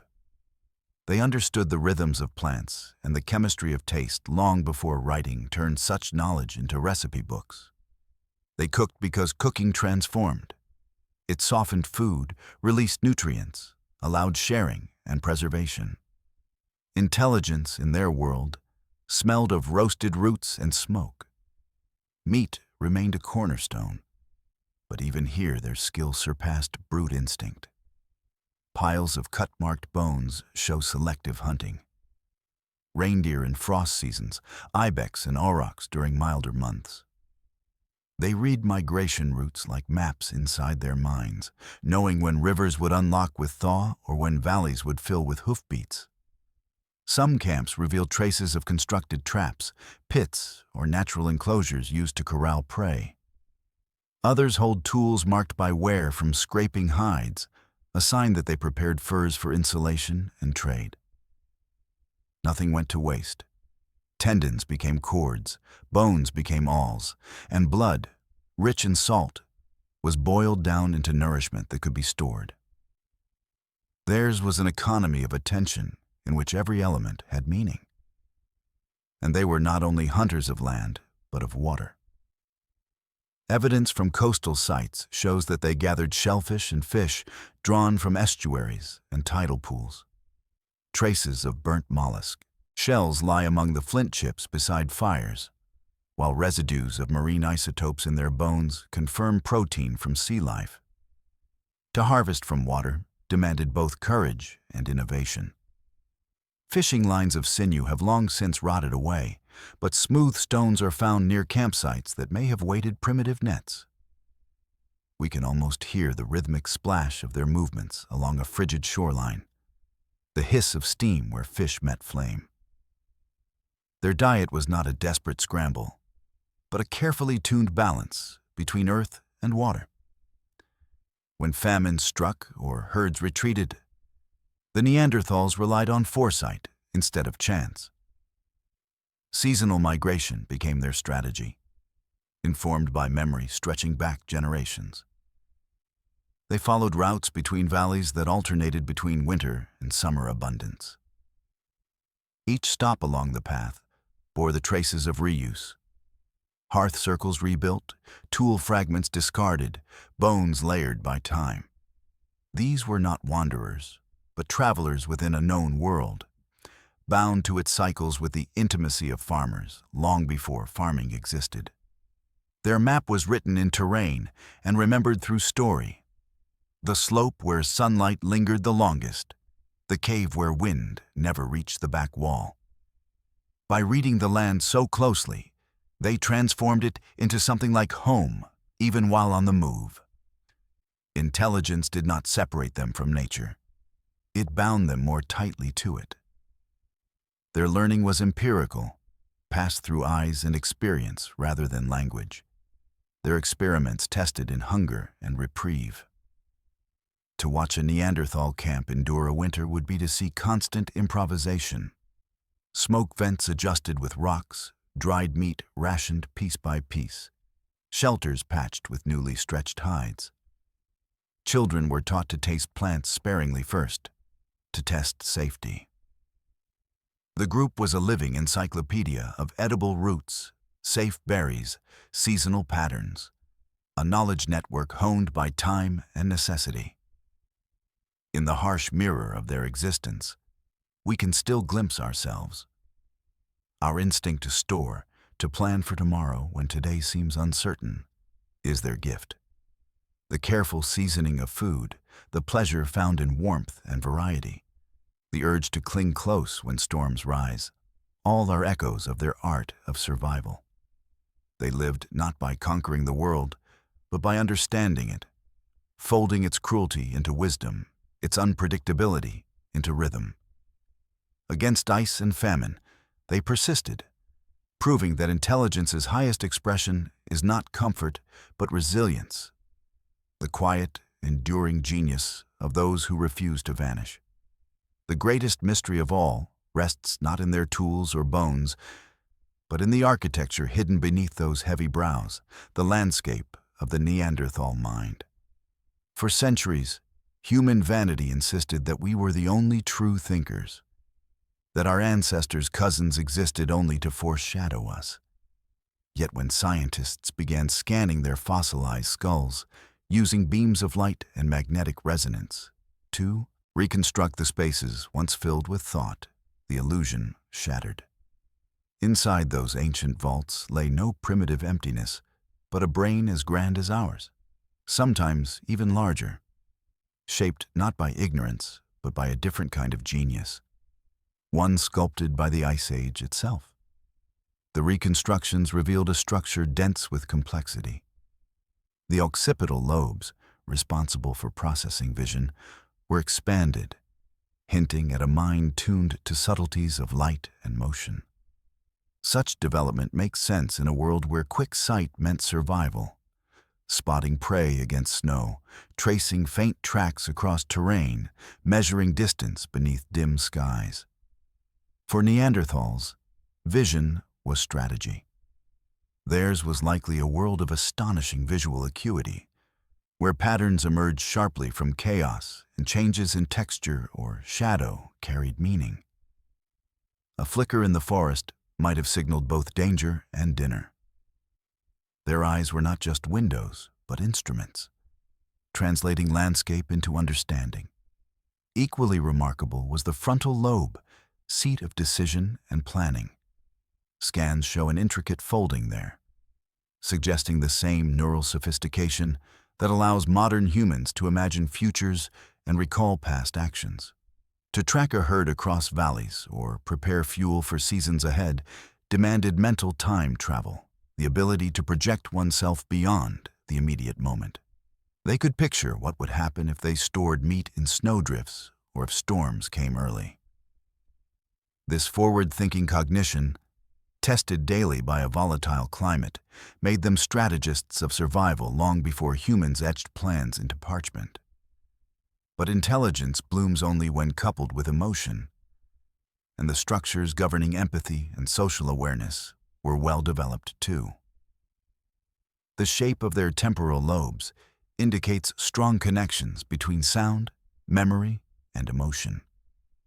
They could likely distinguish subtle tones in speech or music, remember voices, and recognize individual faces even in flickering firelight. Their world, though harsh, would have been rich in awareness of one another. Fear, pride, affection, these were as much a part of their cognition as ours.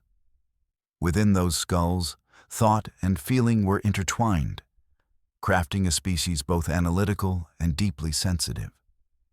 If we could enter a Neanderthal mind for a single moment, what might it feel like? Perhaps a symphony of sensory intensity, an awareness that never faded into background. Smell would carry dense layers of information: the direction of wind, the age of a carcass, the nearness of snow. Hearing, sharpened by necessity, might track movement through echo and breath.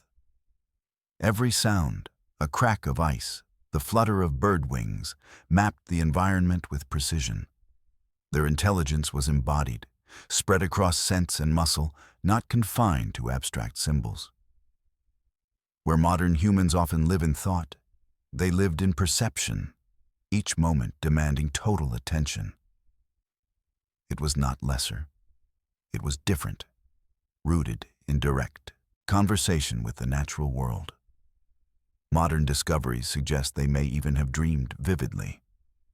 The same large visual centers that aided them by day likely generated cinematic imaginations by night. To dream is to create, a rehearsal for possibility. And in that, they were kin to the artists who would one day paint their own echoes on cave walls. The neural signatures of imagination shimmer faintly through time, proof that creativity is an ancient inheritance. When scientists peer into the virtual reconstructions of Neanderthal brains glowing on computer screens, they are not gazing into proof of failure, but of adaptation. Each convolution, every widened lobe, each asymmetry tells the story of a species shaped precisely for its era's challenges. Their intelligence thrived in collaboration, in perception, in resilience. In many ways, the world that built them demanded richer instincts than ours, a balance between calculation and intuition that no machine could ever emulate. Their genius was not written in words, but in presence, an unbroken attention to life's fragile edge. And though their bodies are gone, that spark endures in us, a neural echo reminding every thought we have that knowledge begins with wonder. The world of the Neanderthals was not simply cold, it was unpredictable. Climate itself behaved like a living creature, gentle one decade, feral the next. Ice sheets advanced and retreated without rhythm. Rivers changed course. Forests appeared only to vanish beneath storms of volcanic ash. The very planet seemed to conspire against consistency. And in this chaos, the Neanderthals endured for hundreds of thousands of years. To do so demanded observation as sharp as any scientist's, resilience honed by generations who learned to listen to the moods of the earth. In their time, the continents were unsettled giants. Far to the south, volcanoes pulsed beneath the crust, darkening skies across Europe with clouds thick enough to blot out the sun for seasons. In the layers of cave sediment, geologists have found microscopic shards of glass, fragments from eruptions vast enough to change global weather. Temperatures plummeted afterward, the air filling with the fine silt of catastrophe. Herds perished. Plant life withered in the cold. Famine must have pressed hard against the edges of every camp. Yet the Neanderthals did not vanish then. They shifted. They followed streams that still flowed, traded mountain heights for valleys shielded by cliffs, scavenged what they could, and waited out the long dimness of the world. Adapting meant reading signs that we, with all our instruments, still struggle to recognize. They watched the color of clouds, the direction of bird migrations, and the angle of ice forming over water as clues to what was coming. In the curling of fern fronds and the thickness of a beast's coat, they could sense shifts in season. Every member of a group carried this unspoken barometer in heart and mind. To survive a fluctuating climate was to live in a constant state of alert awareness, interpreting the language of the wind long before the first weather chart ever existed. After each eruption or freeze, landscapes changed beyond recognition. Valleys filled with glacial rock, plains split into ravines where rivers once meandered. Yet the Neanderthals adapted their shelters and routes as if guided by instinctive cartography. when findings suggest they returned repeatedly to certain sites after catastrophe. It tells us they were observers taking mental notes, scientists without a vocabulary for their own genius. If vegetation shifted north, they followed it. When prey herds dwindled, they recalibrated diets to include roots, fish, and birds. Adaptation was not improvisation. It was strategy woven from memory and shared foresight. But even the keenest minds could not wrestle forever with chaos. Volatility wears down strength as surely as ice grinds stone. At intervals, abrupt freezes known as stadials smothered their world. Temperatures could shatter stability in mere centuries, an eye blink in geological time, yet long enough to starve generations. The forests thinned to skeletal remains, and open plains became deserts of frost. Populations isolated by these shifts grew too small to sustain themselves. Communities that once traded and mingled now found themselves cut off by glacier walls or drought-parched valleys. Solitude, once a choice, became a trap. Still, they endured longer than most species ever will.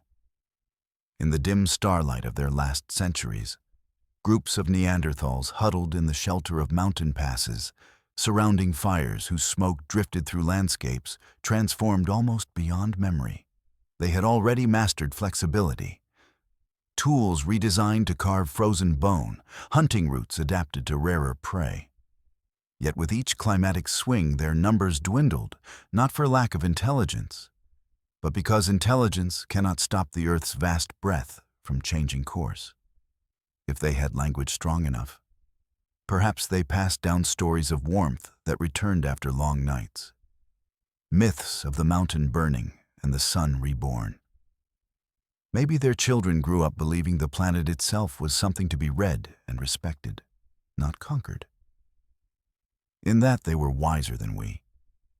The remnants they left, ashes, footprints, tools, show that they met every trial not with despair, but with curiosity and endurance.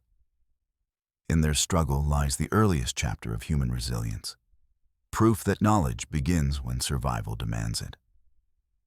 They weathered the worst the world could offer and still reached for tomorrow, leaving behind a legacy of adaptation we now trace in our own ability to confront change. The storms took their bodies, but the wisdom of adaptation survived in the bloodlines that now look back to honor them. Even as the earth shifted under frost and fire, the Neanderthals found ways to bridge distance. They were not isolated bands huddled in forgotten valleys, but travelers who carried the world in their hands. Pieces of distant mountains, seashells from vanished shores, pigments from places beyond the horizon. Scattered among their settlements are artifacts that whisper of journeys and exchanges spread over hundreds of kilometers. To uncover them is to glimpse the world's first trade routes, unmarked by road or written agreement. A network sustained by trust and memory beneath the cold shimmer of the northern lights. A single flint blade tells the story better than any chronicle.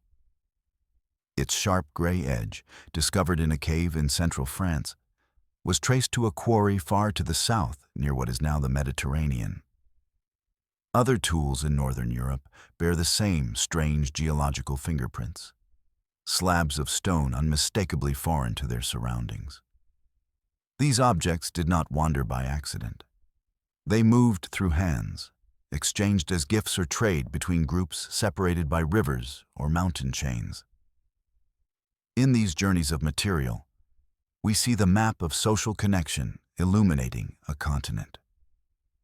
Something greater than survival alone bound these people together. A web of reciprocity and shared need that required intelligence, planning, and diplomacy. The act of exchange presupposes more than mere contact. It demands communication, negotiation, and a shared understanding of worth. Imagine two groups meeting on an open plain under a gray sky. One arrives from the forested south with a bundle of ochre, powdered and wrapped in hides. The other brings sharp flakes of flint chipped from a far-off ridge. They cannot risk conflict. It would waste energy and blood. Instead, they read one another's eyes, posture, the rhythm of breath and gesture. One reaches forward, offering a piece of stone gleaming like water. The other nods, accepting and reciprocating with pigment the color of blood. The exchange seals a relationship, a promise that next season, when herds move or storms rise, they might find shelter in each other's knowledge. Flint and shell were not the only currencies.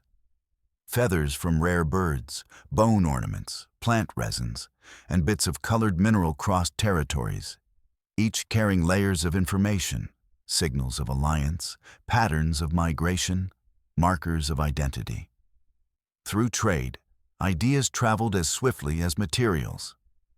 Techniques of tool-making appear simultaneously in regions far apart, evidence of shared design rather than coincidence. This diffusion shows that Neanderthals were not clinging to local habits.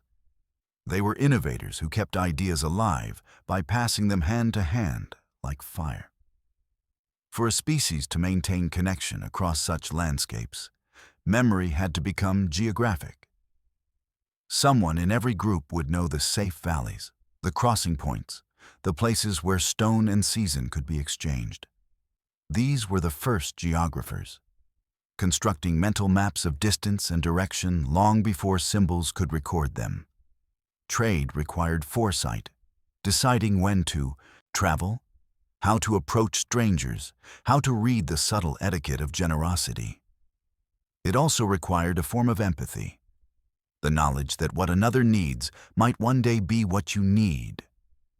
Out of this mutual recognition grew the earliest seeds of social complexity. Even in the Arctic dark, light reflected from auroras danced across the snow, guiding travelers north and east. The Neanderthals may have stood in those shimmering fields, watching the skies pulse green and violet, their goods packed in skin satchels. Under the northern lights, exchange became more than commerce. It was communion. Every shared object stitched the scattered kin of the Pleistocene together, erasing boundaries inch by inch.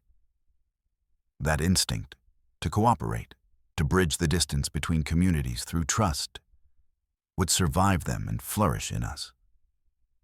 What they built without writing, stone roads or ships, was not an economy, but a web of belonging. Across a continent carved by glaciers, they managed to transform isolation into connection. The flints they carried and the pigments they traded remain in the soil. But the greater inheritance is invisible. The capacity to reach beyond our own horizon in search of understanding. To say without words, we are part of one another. It is the same truth that underlies every handshake, every market, every friendship that defies distance. In this way, beneath auroras, no living witness remembers. The Neanderthals gave humanity its first lesson in unity. Under the same auroras that glowed above their trading routes, the Neanderthals mastered not only movement through space, but movement together in time. Cooperation was their heartbeat, and rhythm was the invisible thread that bound it. It began out of necessity, the hunt for a mammoth, perhaps the most formidable task of their world.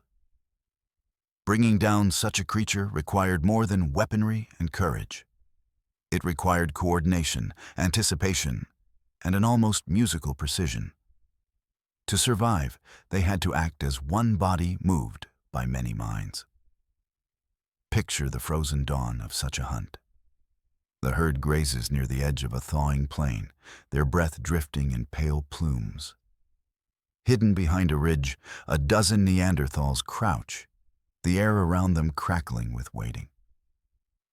The leader glances to the others, and a rhythm begins, not in words, but in breath. It is a steady repetition, a pattern of inhalation and motion, a silent counting that keeps them moving as a single organism. They cannot afford confusion. One premature dash, one missed signal, and the plan collapses into chaos.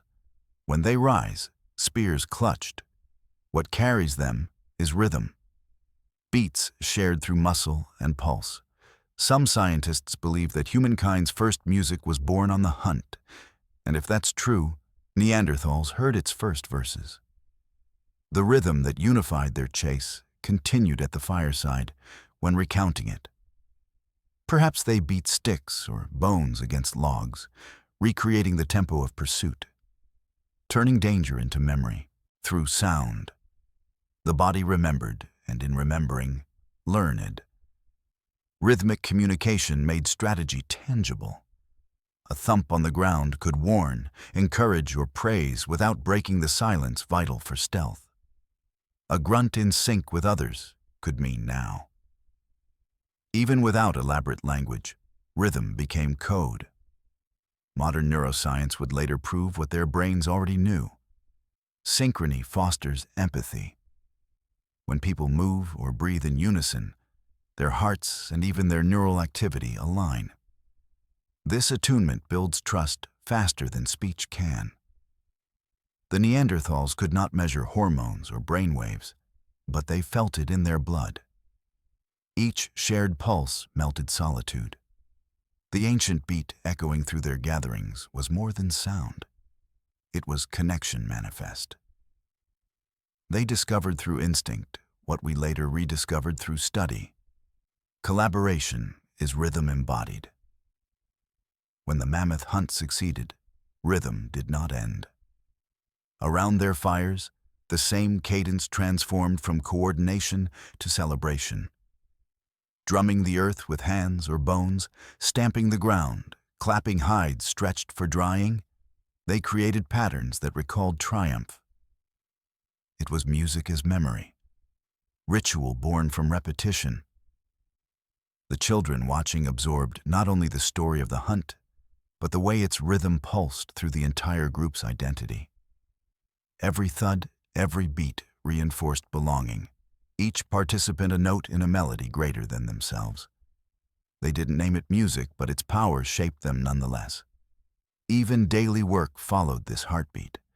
Grinding seeds, scraping hides, carrying stones for shelter. All took place to the steady tempo of movement. Shared tasks brought natural synchronization, and synchronization brought efficiency. They likely learned to sense each other's timing intuitively, the way rowers fall into stroke together, or dancers mirror one another's breath. Over time, these patterns cultivated discipline and calm, the seed of social harmony. In a world that could turn lethal with a single bad season, cooperation was their greatest adaptation.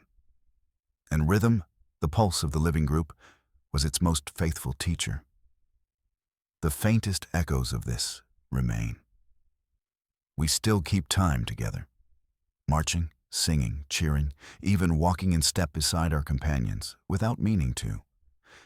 That unconscious synchrony, inherited across 100 millennia, began when Neanderthals overcame solitude through sound. Their rhythm shaped not only their hunts, but the rhythm of culture itself. In the whir of their tools, the thrum of their feet, the drumming on earth beneath frozen skies, they discovered that cooperation has a tempo, and that to live, to thrive, is to feel it together, deep beneath the earth, farther than sunlight could ever have reached. The Neanderthals built something that defied both time and explanation. In the total darkness of limestone caverns, they broke and stacked stalagmites into intentional formations, rings and semicircles, carefully balanced clusters rising out of the cave floor. These shapes, discovered tens of meters beyond the reach of natural light, lie so ancient that they predate the arrival of modern humans by more than 100,000 years. The air down there is heavy, still thick with minerals and silence. Yet, once, torchlight must have flickered against these strange geometries, casting long shadows that danced with purpose. When the first archaeologists found the structures at Bruniquel Cave in southern France, they assumed nature had arranged them. But measurements revealed symmetry too deliberate to be random. Stalagmites, broken to equal lengths, stacked in patterns, scorched by fire. The Neanderthals had entered that cave deliberately, carrying torches, tools, and time. They could not see their work once the flames died, yet they crafted it anyway. Why create beauty where it cannot be seen? That question lingers like the echo of a whisper fading into rock. Perhaps that darkness was exactly the point. To travel deep underground would have required a mastery of fear, a confrontation with the unknown. The cave might have represented something more than shelter, a threshold between worlds. Standing there, every breath amplified, every drop of water echoing like a heartbeat. The Neanderthals would have felt the planet alive around them. Maybe they built those rings as markers of reverence, as altars for the unseen. Or perhaps they simply sought order in a place beyond light, expressing instinctive awe through structure. Either way, it was creation for creation's sake, an act of meaning against emptiness. Torches would have faintly hissed, releasing smoke that curled and clung to stone. The builders moved slowly, their skin glistening with condensed moisture, the flicker of light painting the stalagmites, amber and crimson, one piece placed beside another, perfectly balanced, gesture after gesture, a pattern emerging. The fire crackled, illuminating faces that must have looked both human and otherworldly in equal measure. They were performing something sacred, even if no one can say what the ritual meant. It is a haunting realization. Before language recorded thought, before art bloomed on cave walls, design already existed in the shadows. Modern experiments recreating the scene suggest the Neanderthals spent hours, perhaps days, constructing these formations. They carried firewood and stone, coordinated movement in narrow passages. Their task required planning, cooperation, and imagination. A kind of architecture born in total darkness. Once the ring stood complete, the torches may have been extinguished, plunging the participants back into black silence. It is easy to imagine their minds filling with wonder. Glowing embers fading to red pinpricks, echoes of their own movements bouncing back like ghost voices. They might have felt themselves suspended between the living world above and some deeper mystery below. The cave as a womb of stone holding their creation. In that act of formation lies the dawn of abstract thought. To order the natural world into pattern when no practical reward awaits is to cross into symbolism. It is to declare, I can shape reality into meaning. That awareness separates survival from imagination. It makes artists out of beings who could have been content merely to endure. The stalagmite circles of Bruniquel are not just relics of their craftsmanship. They are declarations of presence, signatures hidden in a kingdom of perpetual night. Even now, standing before those pale rings lit by flashlights and lamps, scientists describe an eerie feeling. The sense of entering a cathedral built by hands that once trembled with the same curiosity we feel. The Neanderthals may have left no color there, no carvings of beasts or stars. But their architecture of emptiness has a beauty all its own. It proves that creativity does not require an audience, that wonder existed even in darkness. They were artists of absence, shaping silence into form, teaching the world that meaning can bloom in secret and still endure for eternity.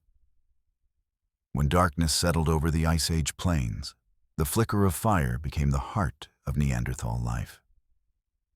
Its light gathered people closer than any other force in their world. Around those living rings of flame, time slowed and language deepened. The hunt had ended, bellies were full, and the crackle of burning wood replaced the day's wind. It was here, in this space between silence and sleep, that the oldest stories began to take shape. Spoken not yet in full sentences, but in rhythm, gesture, and tone. Fire made faces visible, and what was seen demanded sharing. Elders might begin with simple recollection, where the herd had crossed, which valley still held water, the best stone for tools. Voices rose and fell in the light, shadows moving with each syllable.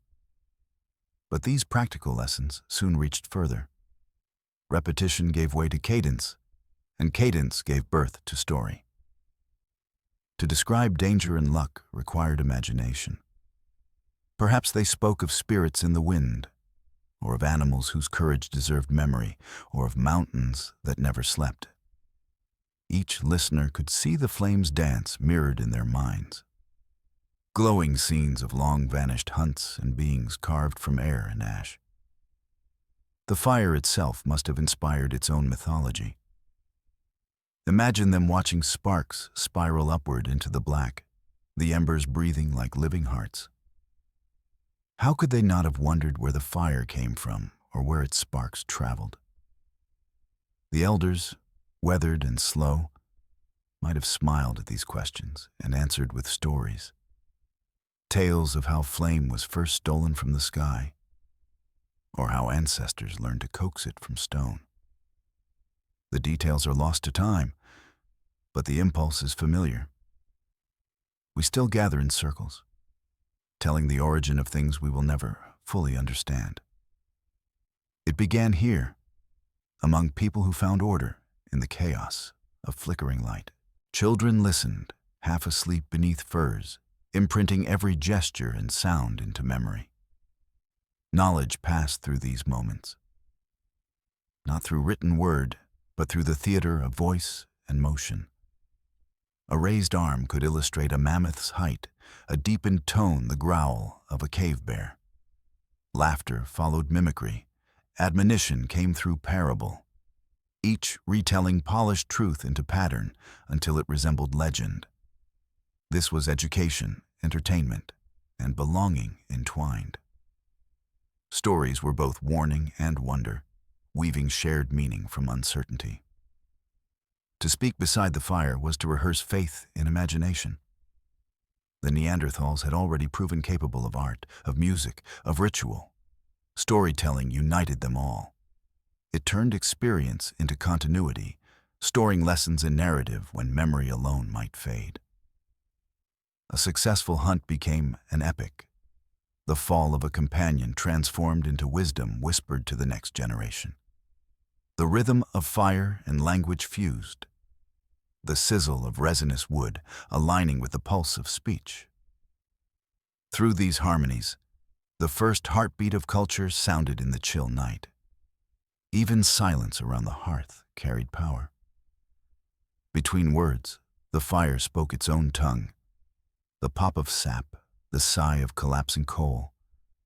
Those sounds filled the spaces where vocabulary could not yet reach. In the pauses, listeners imagined, constructing the unwritten parts of every tale. The collaboration between teller and audience produced not merely a recounting of events, but a shared dream. If imagination is the birthplace of empathy, then the glow of a Neanderthal fire was humanity's first theater of understanding. Through countless winters, that ritual repeated. Voices, laughter, breath, and flame intertwined. Those nights shaped minds that could remember beyond the moment, that could transform fact into feeling. They built the scaffold upon which all later culture would climb.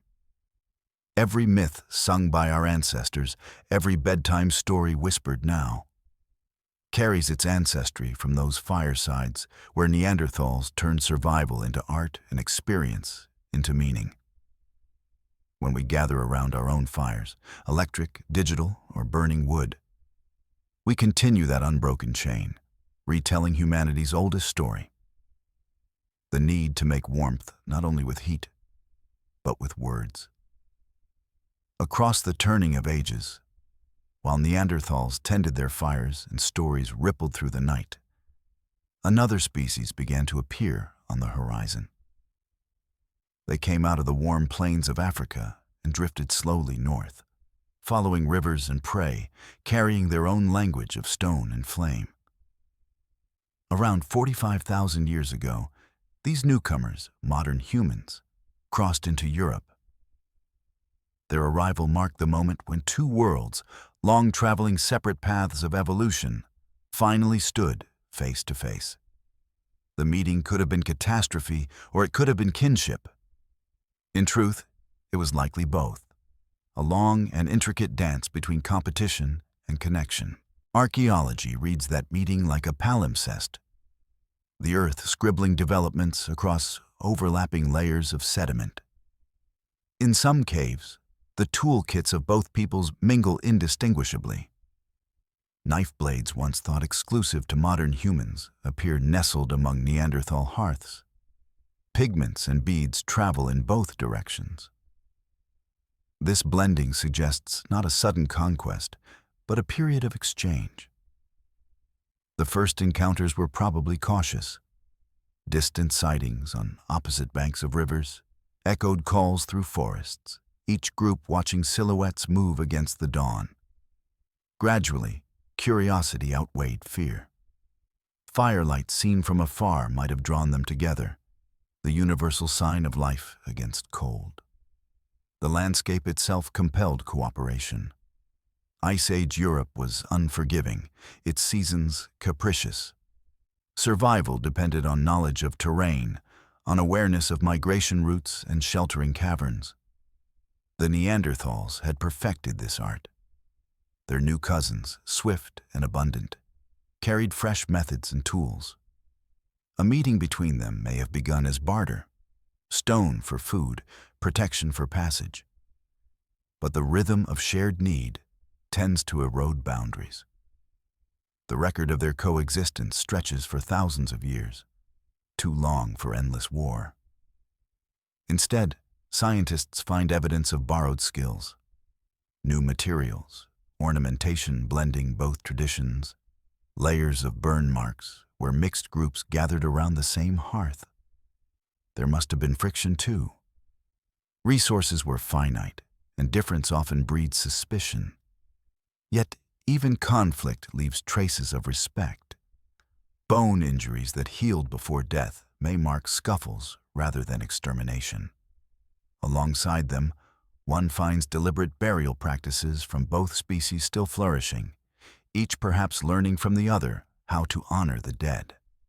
Whatever the local tensions, the broader pattern speaks of gradual entanglement, a thickening web of interaction across centuries that only hindsight calls inevitable. Imagine one meeting among many. On a cold plains evening, Neanderthals gather around a dwindling fire when movement stirs along the tree line. A group of sapiens approaches, cloaked in strange hides, carrying knives of unfamiliar style. For a long while, no one moves. Then a single figure steps forward, holding out a piece of flint, a peace offering glittering like ice. The tension breaks.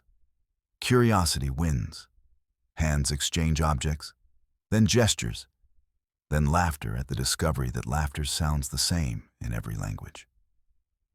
That moment, replicated countless times across the continent, might have carried humanity's first merging of worlds. In the millennia that followed, their genes mingled as well, binding lineages in ways untraceable by sight, but immutable in blood. The children born of these unions would live to see traditions blend, music and hunting, pigments and stories traveling between encampments. Slowly, through centuries of coexistence, the distinctions blurred. The art left. In caves bears witness. Patterns more complex. Figures that pulse with motion. The first traces of shared vision between two intelligent species that realized they were not alone. When Neanderthals finally faded from the fossil record, it was not by sudden annihilation. They had already passed much of themselves forward. The world did not replace them so much as absorb them. Every mixed tool, every hybrid feature in the fossils of early modern Europeans speaks of a legacy entwined rather than erased. The collision of worlds became creation, the beginning of a single story woven from two strands of humanity, still remembered in the rhythms of our speech, in the tenacity of our instincts, and in the faint but enduring music of kinship that spans 40 millennia. Their footsteps grew lighter as the centuries passed, fading gradually into the same soil that had once echoed their hunts and laughter. There was no single night on which the Neanderthals disappeared, no final cry beneath falling snow. Instead, their story unfolded in whispers, lives interwoven with others until their distinct echoes melted into the chorus of humanity. The caves that had once glowed with ochre and firelight slowly emptied, their walls holding the breath of their last songs. This was not extinction in the thunderous sense of catastrophe. It was an absorption, a quiet merging with those who followed. Across Europe, the clues remain like scattered punctuation at the end of their long sentence. In Gibraltar, on the sun-warmed edge of the Old World, a small group lingered among the sea cliffs long after their kin elsewhere had vanished. The scent of salt and lightning mingled in the air while they fished and gathered shellfish.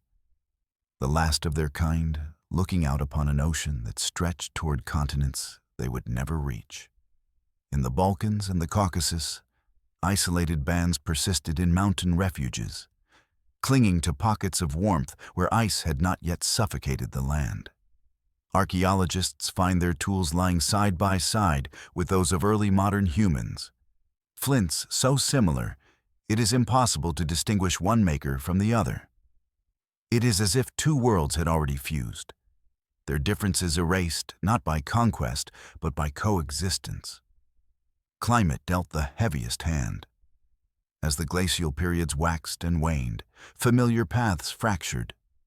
The once greener valleys they relied upon turned barren. Prey herds migrated elsewhere or collapsed altogether. Storms grew longer, summers shorter.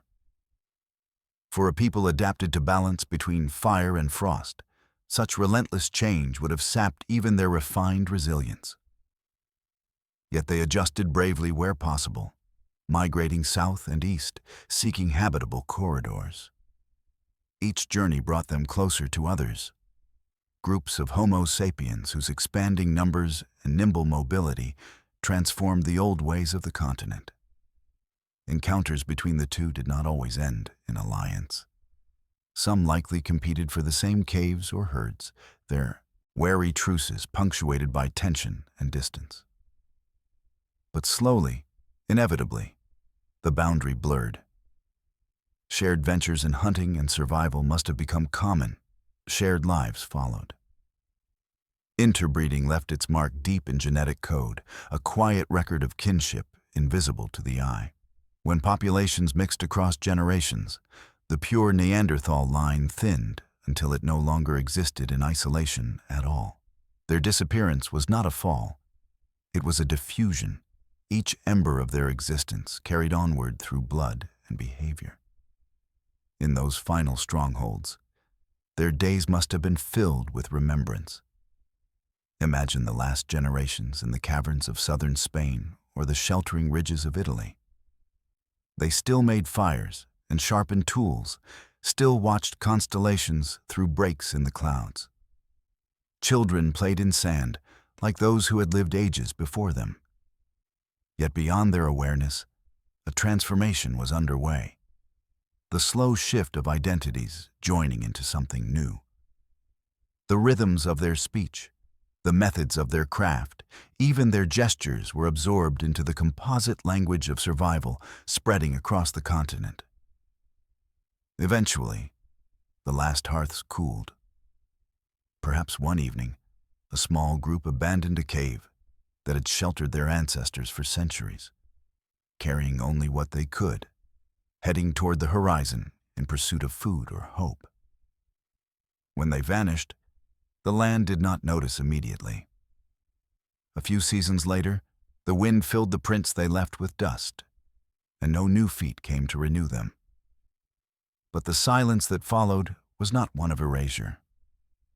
Within the DNA of the newcomers who thrived after them lingered a pulse that was still theirs, the shape of their eyes, a tolerance for cold, the reflexes that responded to danger before thought could intervene. So, the Neanderthals never truly ended. They dissolved gently into humanity's bloodstream, their footsteps continuing unseen beneath ours. The blending of their lives with ours was not the closing of a chapter, but its integration into every page that followed. We walk today on the same stone where their tracks once faded, carrying in every heartbeat the echo of their endurance. Proof that disappearance can sometimes be another word for transformation. Though their last fires died tens of millennia ago, the Neanderthals never left us. They dwell quietly inside each cell, in invisible fragments twisted among our own genetic code. Every moment our hearts beat and lungs fill, ancient signatures stir within us. The Neanderthal legacy is not a poetic metaphor. It is literal inheritance, a biological echo from the Ice Age that still guides how our bodies survive, heal, and even feel. We are, in truth, their continuation wrapped in new skin. When scientists first mapped the human genome, the discovery of Neanderthal DNA rewrote everything we thought we knew about ancestry. It wasn't a stray glitch of hybridization, but a widespread lineage, passed down generation after generation. Today, nearly everyone with roots outside Africa carries between 1% and 2% of their genes. While small in number, these fragments hum within essential systems: immunity, metabolism, even circadian rhythm. Across that genetic tapestry lies a record of adaptation, genes tuned by cold winds, scarce light, and a diet of both meat and minerals. Each sequence tells of lessons learned in a darker, hungrier world and carried into the comfortable modern one. Start with the immune system, that ancient sentinel forged in frost. Neanderthal genes in the human genome help our cells recognize pathogens, especially unfamiliar viruses and bacteria. Their immune codes evolved from centuries of surviving Ice Age plagues, teaching the body to respond quickly, even aggressively, to invaders. When our skin reddens after a bite or our sinuses flood during illness, that ferocity has prehistory in it. Yet protection came with trade-offs. The same genes that sharpen response can heighten allergies and autoimmunity, remnants of a time when overreaction meant survival. Their vigilance never switched off, even after their world ended. Other fragments lurk in our metabolism, quiet bookmarks of how their bodies mastered hungry landscapes. Neanderthal variations in genes that regulate fat storage and insulin sensitivity once gave an edge against famine, helping them draw maximum sustenance from every meal. In the modern abundance of food, however, those same tendencies can backfire, tipping the scales toward metabolic disease. Our chemistry is still calibrated for scarcity, a ghost equation balanced long ago beside mammoth fires. The hunger of their environment lingers in the way we process a feast. Even our relationship with light carries their imprint. Studies show that Neanderthal genes affect the workings of circadian rhythms, aligning sleep patterns with dim, northern latitudes. They prepared their descendants to wake during long twilights and endure extended periods without sun. This inheritance murmurs in people who feel most alive in fading light or who struggle with modern insomnia beneath artificial day. The pulse of prehistoric nights still beats inside the modern clock, guiding us through every dawn. Hair and skin bear their signatures too.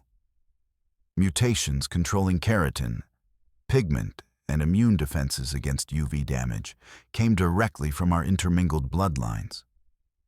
They sculpted the tones and textures scattered across continents. Even our sensitivity to pain, thirst, or altitude can trace its calibration back to Neanderthal physiology. In every one of these traits lies a conversation between environments. One ancient, one recent, replying across thousands of generations.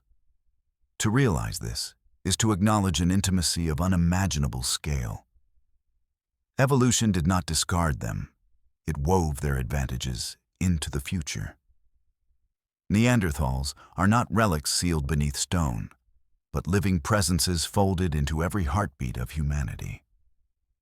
Their endurance continues to shape us, a quiet coalition between past and present. When our immune systems rally, when we find comfort in darkness, or when our bodies adapt faster than reason, we glimpse their memory. Each cell is both archive and monument, holding the ice age like an ember preserved beneath ash. The next time you breathe in the cool night air or glance upward toward stars they once saw, remember that your body carries the same instructions they followed to survive. The Neanderthals do not merely belong to history. They are alive within its descendants, whispering resilience in the bloodstream, the last undying legacy of a people who refused to vanish. For most of modern history, the Neanderthals never had a fair chance to speak for themselves. When their bones first emerged from European soil in the 19th century, scholars looked through the narrow lens of their own pride, seeing not kin but caricature. To those Victorian minds eager to place humanity atop a grand pyramid of progress, these ancient beings were convenient foils, proof of how far civilization had supposedly climbed. They became the perfect mirror for ego. Brutish, stooped, vacant of intellect, an evolutionary caution scrawled in dust. That myth of the lumbering caveman was never their truth. It was ours, reflecting our insecurity as much as our ignorance. The first Neanderthal skeleton discovered, unearthed in Germany's Neander Valley in 1856, was examined by anatomists steeped in a culture obsessed with hierarchy. The fossil's thick brow ridges and broad chest were interpreted through a script already written. Instead of adaptation, scientists saw deformity. Instead of distinction, they saw deficiency. To them, these bones embodied the missing link between humans and beasts, a memory of animality we had triumphantly left behind. Popular writers seized the image, filling illustrations with slouching figures dragging clubs, their faces twisted in confusion. The public, hungry for evidence of its own superiority, embraced the image eagerly. The Neanderthal became a prop in the theater of human vanity. Yet even then, cracks in that illusion appeared. Some naturalists noticed the healed injuries on the skeletons, the signs of care and social cooperation, contradicting the narrative of mindless violence. But their voices were drowned beneath the roar of empire and progress. At a time when the measure of worth was technological conquest, not compassion or adaptation. To admit cognitive equality between ourselves and an extinct relative threatened the very order that justified colonial ambition and racial hierarchy. Science, bound as it was to its cultural moment, mistook prejudice for evidence. As research advanced into the 20th century, the myth persisted. Museum displays posed wax figures of wild-eyed hominins snarling under flickering light. Textbooks described them as evolutionary dead ends, their extinction depicted as rightful succession. Even their art, pigments, engravings, and ornaments was dismissed as mimicry of our creativity rather than its parallel origin. For generations, the word Neanderthal became an insult for ignorance and aggression. So vast was the shadow of this misunderstanding that it obscured the truth discovered only decades later. These people were our equals in nearly every biological sense, sharing intelligence, empathy, and imagination. The slow dismantling of that myth began when evidence grew too abundant to ignore. DNA sequencing shattered the illusion of separation, revealing their presence in us. Archaeology elevated them again, uncovering precision tools, symbolic artifacts, and graves arranged with tenderness. Every new discovery pulled another mask from their faces, replacing the dumb brute with a thinking, feeling human being. We began to realize how deeply we had underestimated them, and by extension, ourselves. The more we learned, the clearer the caution became. Arrogance blinds as thoroughly as darkness. Revisiting those early mistakes is more than a correction of history. It is a lesson in humility. The myth of the brute reminds us that bias does not vanish with progress. Each generation of scientists gazes backward through its own assumptions, just as we inevitably will. What the Neanderthal story teaches is empathy for the unknown. Their bones ask us to look at difference not as deficiency, but as variation, to see intelligence in forms that do not mirror our own. If those 19th century scholars could stand in a modern lab, watching a computer assemble a Neanderthal genome cell by cell, they might feel the heat of embarrassment. The once ridiculed figure has returned, silent but vindicated, and our sense of superiority grows quieter beneath its gaze. The myth served as a mirror for human arrogance, and in breaking it, we discover that humility, not dominance, is the truest sign of understanding. The Neanderthals teach us that knowledge is not a monument built upward, but a circle widening with every revelation, inviting us to stand equal with all who came before. For centuries, the Neanderthals have stared back at us from silent stone. We have seen their tools, touched their pigments, mapped their genes, but their voices, the most human of all expressions, remained lost in darkness. What did they sound like when they called to each other across a valley or sang by firelight to calm a frightened child? For generations, the question lingered only in imagination, until technology allowed science to try the impossible.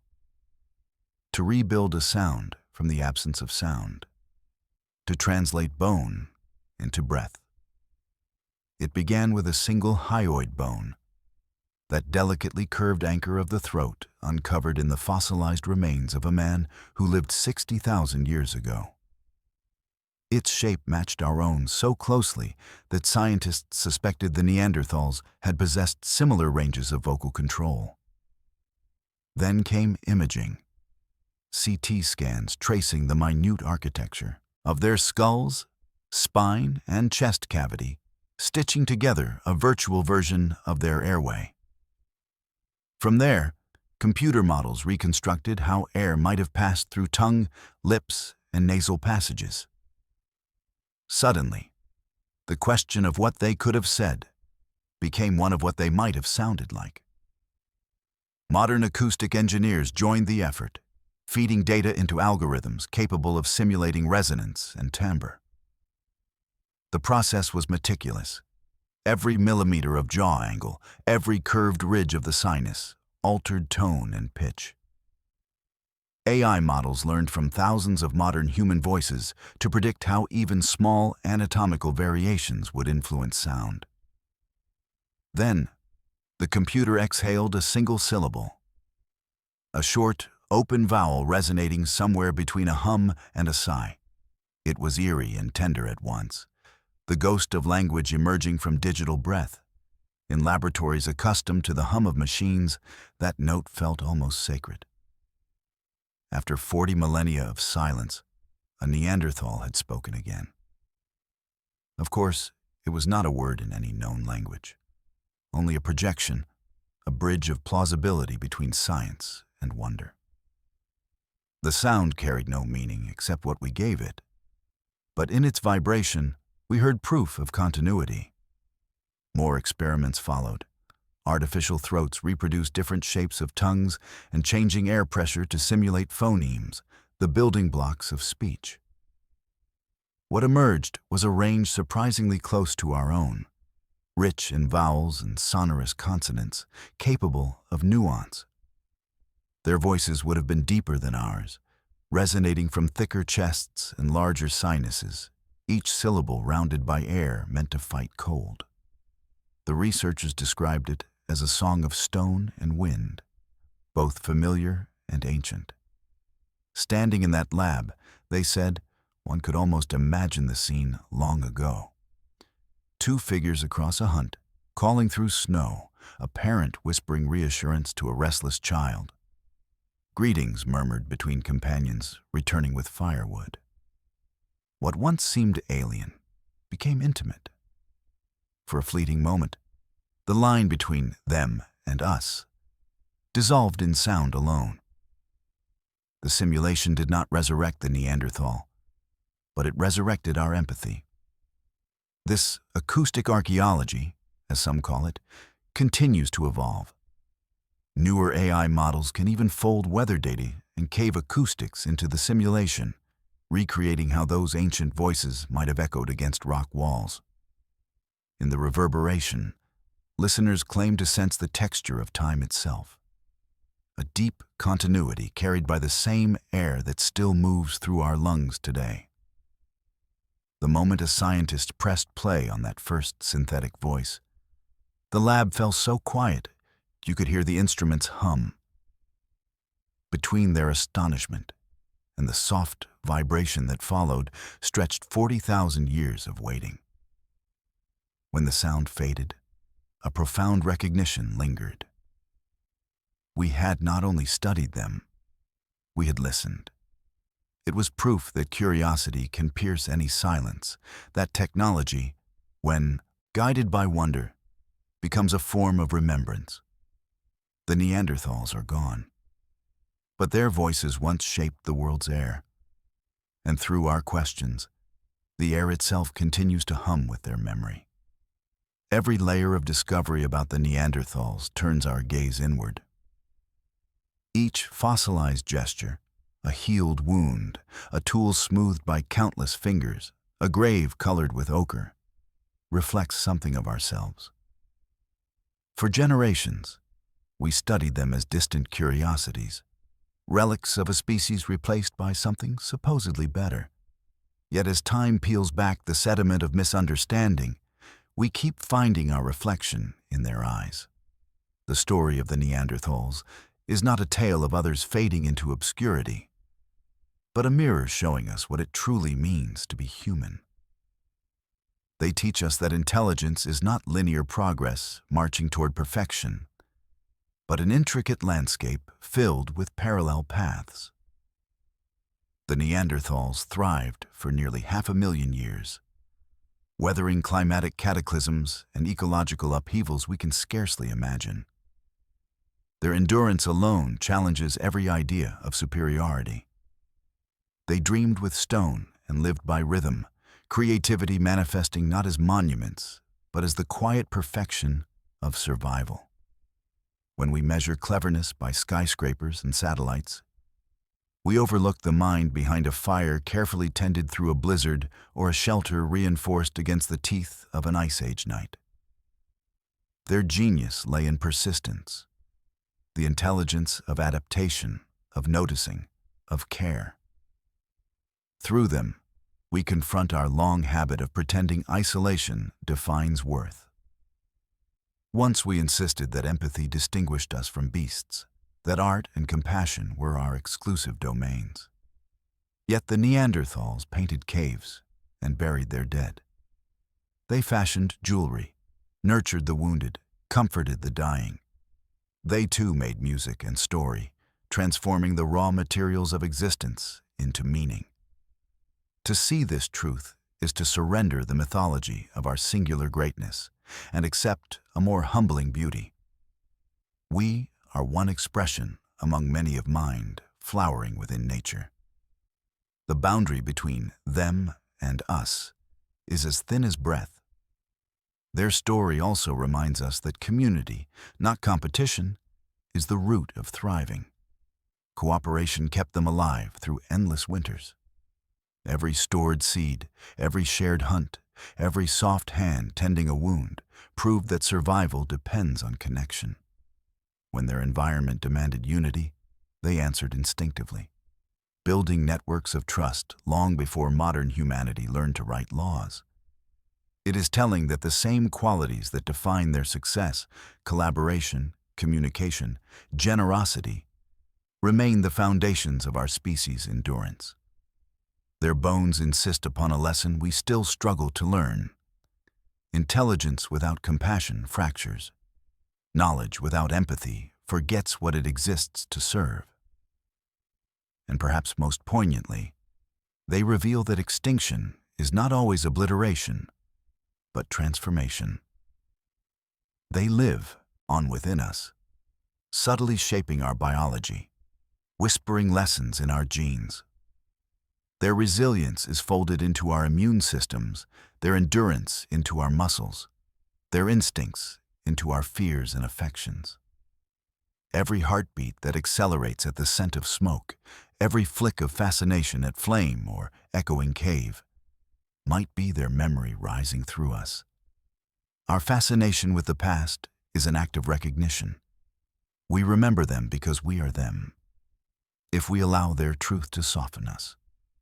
The Neanderthals deliver a final message. Intelligence is not a competition of ascent, but a chorus sustained by diversity. Life does not climb a ladder toward superiority. It spreads outward, exploring possibilities. They were one such possibility, magnificent, sensitive, essential to the symmetry of our story. We owe them not pity, but respect. When we carve circuits or build cities, we are still continuing their experiment, to imagine, to persist, to find beauty in survival. In the end, what they leave behind is a kind of humility. The world we inherit was co-authored by hands now turned to dust, minds that shaped flame and music, spirits that faced the same fears we know today. They teach that wisdom lies not in dominance, but in wonder, and that to truly understand who we are, we must first listen to the echoes of those who came before, calling softly from the deep corridors of time, reminding us that we have never been alone. The story of the Neanderthals ends not in silence, but in reflection, an echo carried gently through the pulse of modern hearts. Their bones have long turned to stone, their dwellings collapsed into dust, but their essence lingers like moonlight upon still water, faint yet inescapable. When we began this journey, we looked into history as though gazing through fog, searching for distant shapes of beings both alien and familiar. Now, at the end, we realized that we were never looking at strangers. We were looking into a mirror, its glass fogged by time but luminous with shared memory. Imagine them once more, gathered around a fire under the pale wash of an ice age moon. The night stretches endless and frozen around their encampment. Yet the faces within the circle glow warm. Sparks rise into the sky as if the stars themselves had been born from their fires. They are laughing softly, perhaps telling stories of courage, perhaps singing into the darkness to remind the night that they are still alive. In their voices we can almost hear our own, tones of love, anxiety, wonder. Every feeling that radiates through our modern minds was already kindling in theirs. Curiosity, empathy, imagination. These were never inventions. They are inheritances. For all our cities and satellites, for every tower that scrapes the clouds, we still seek what they sought. Comfort, meaning, connection.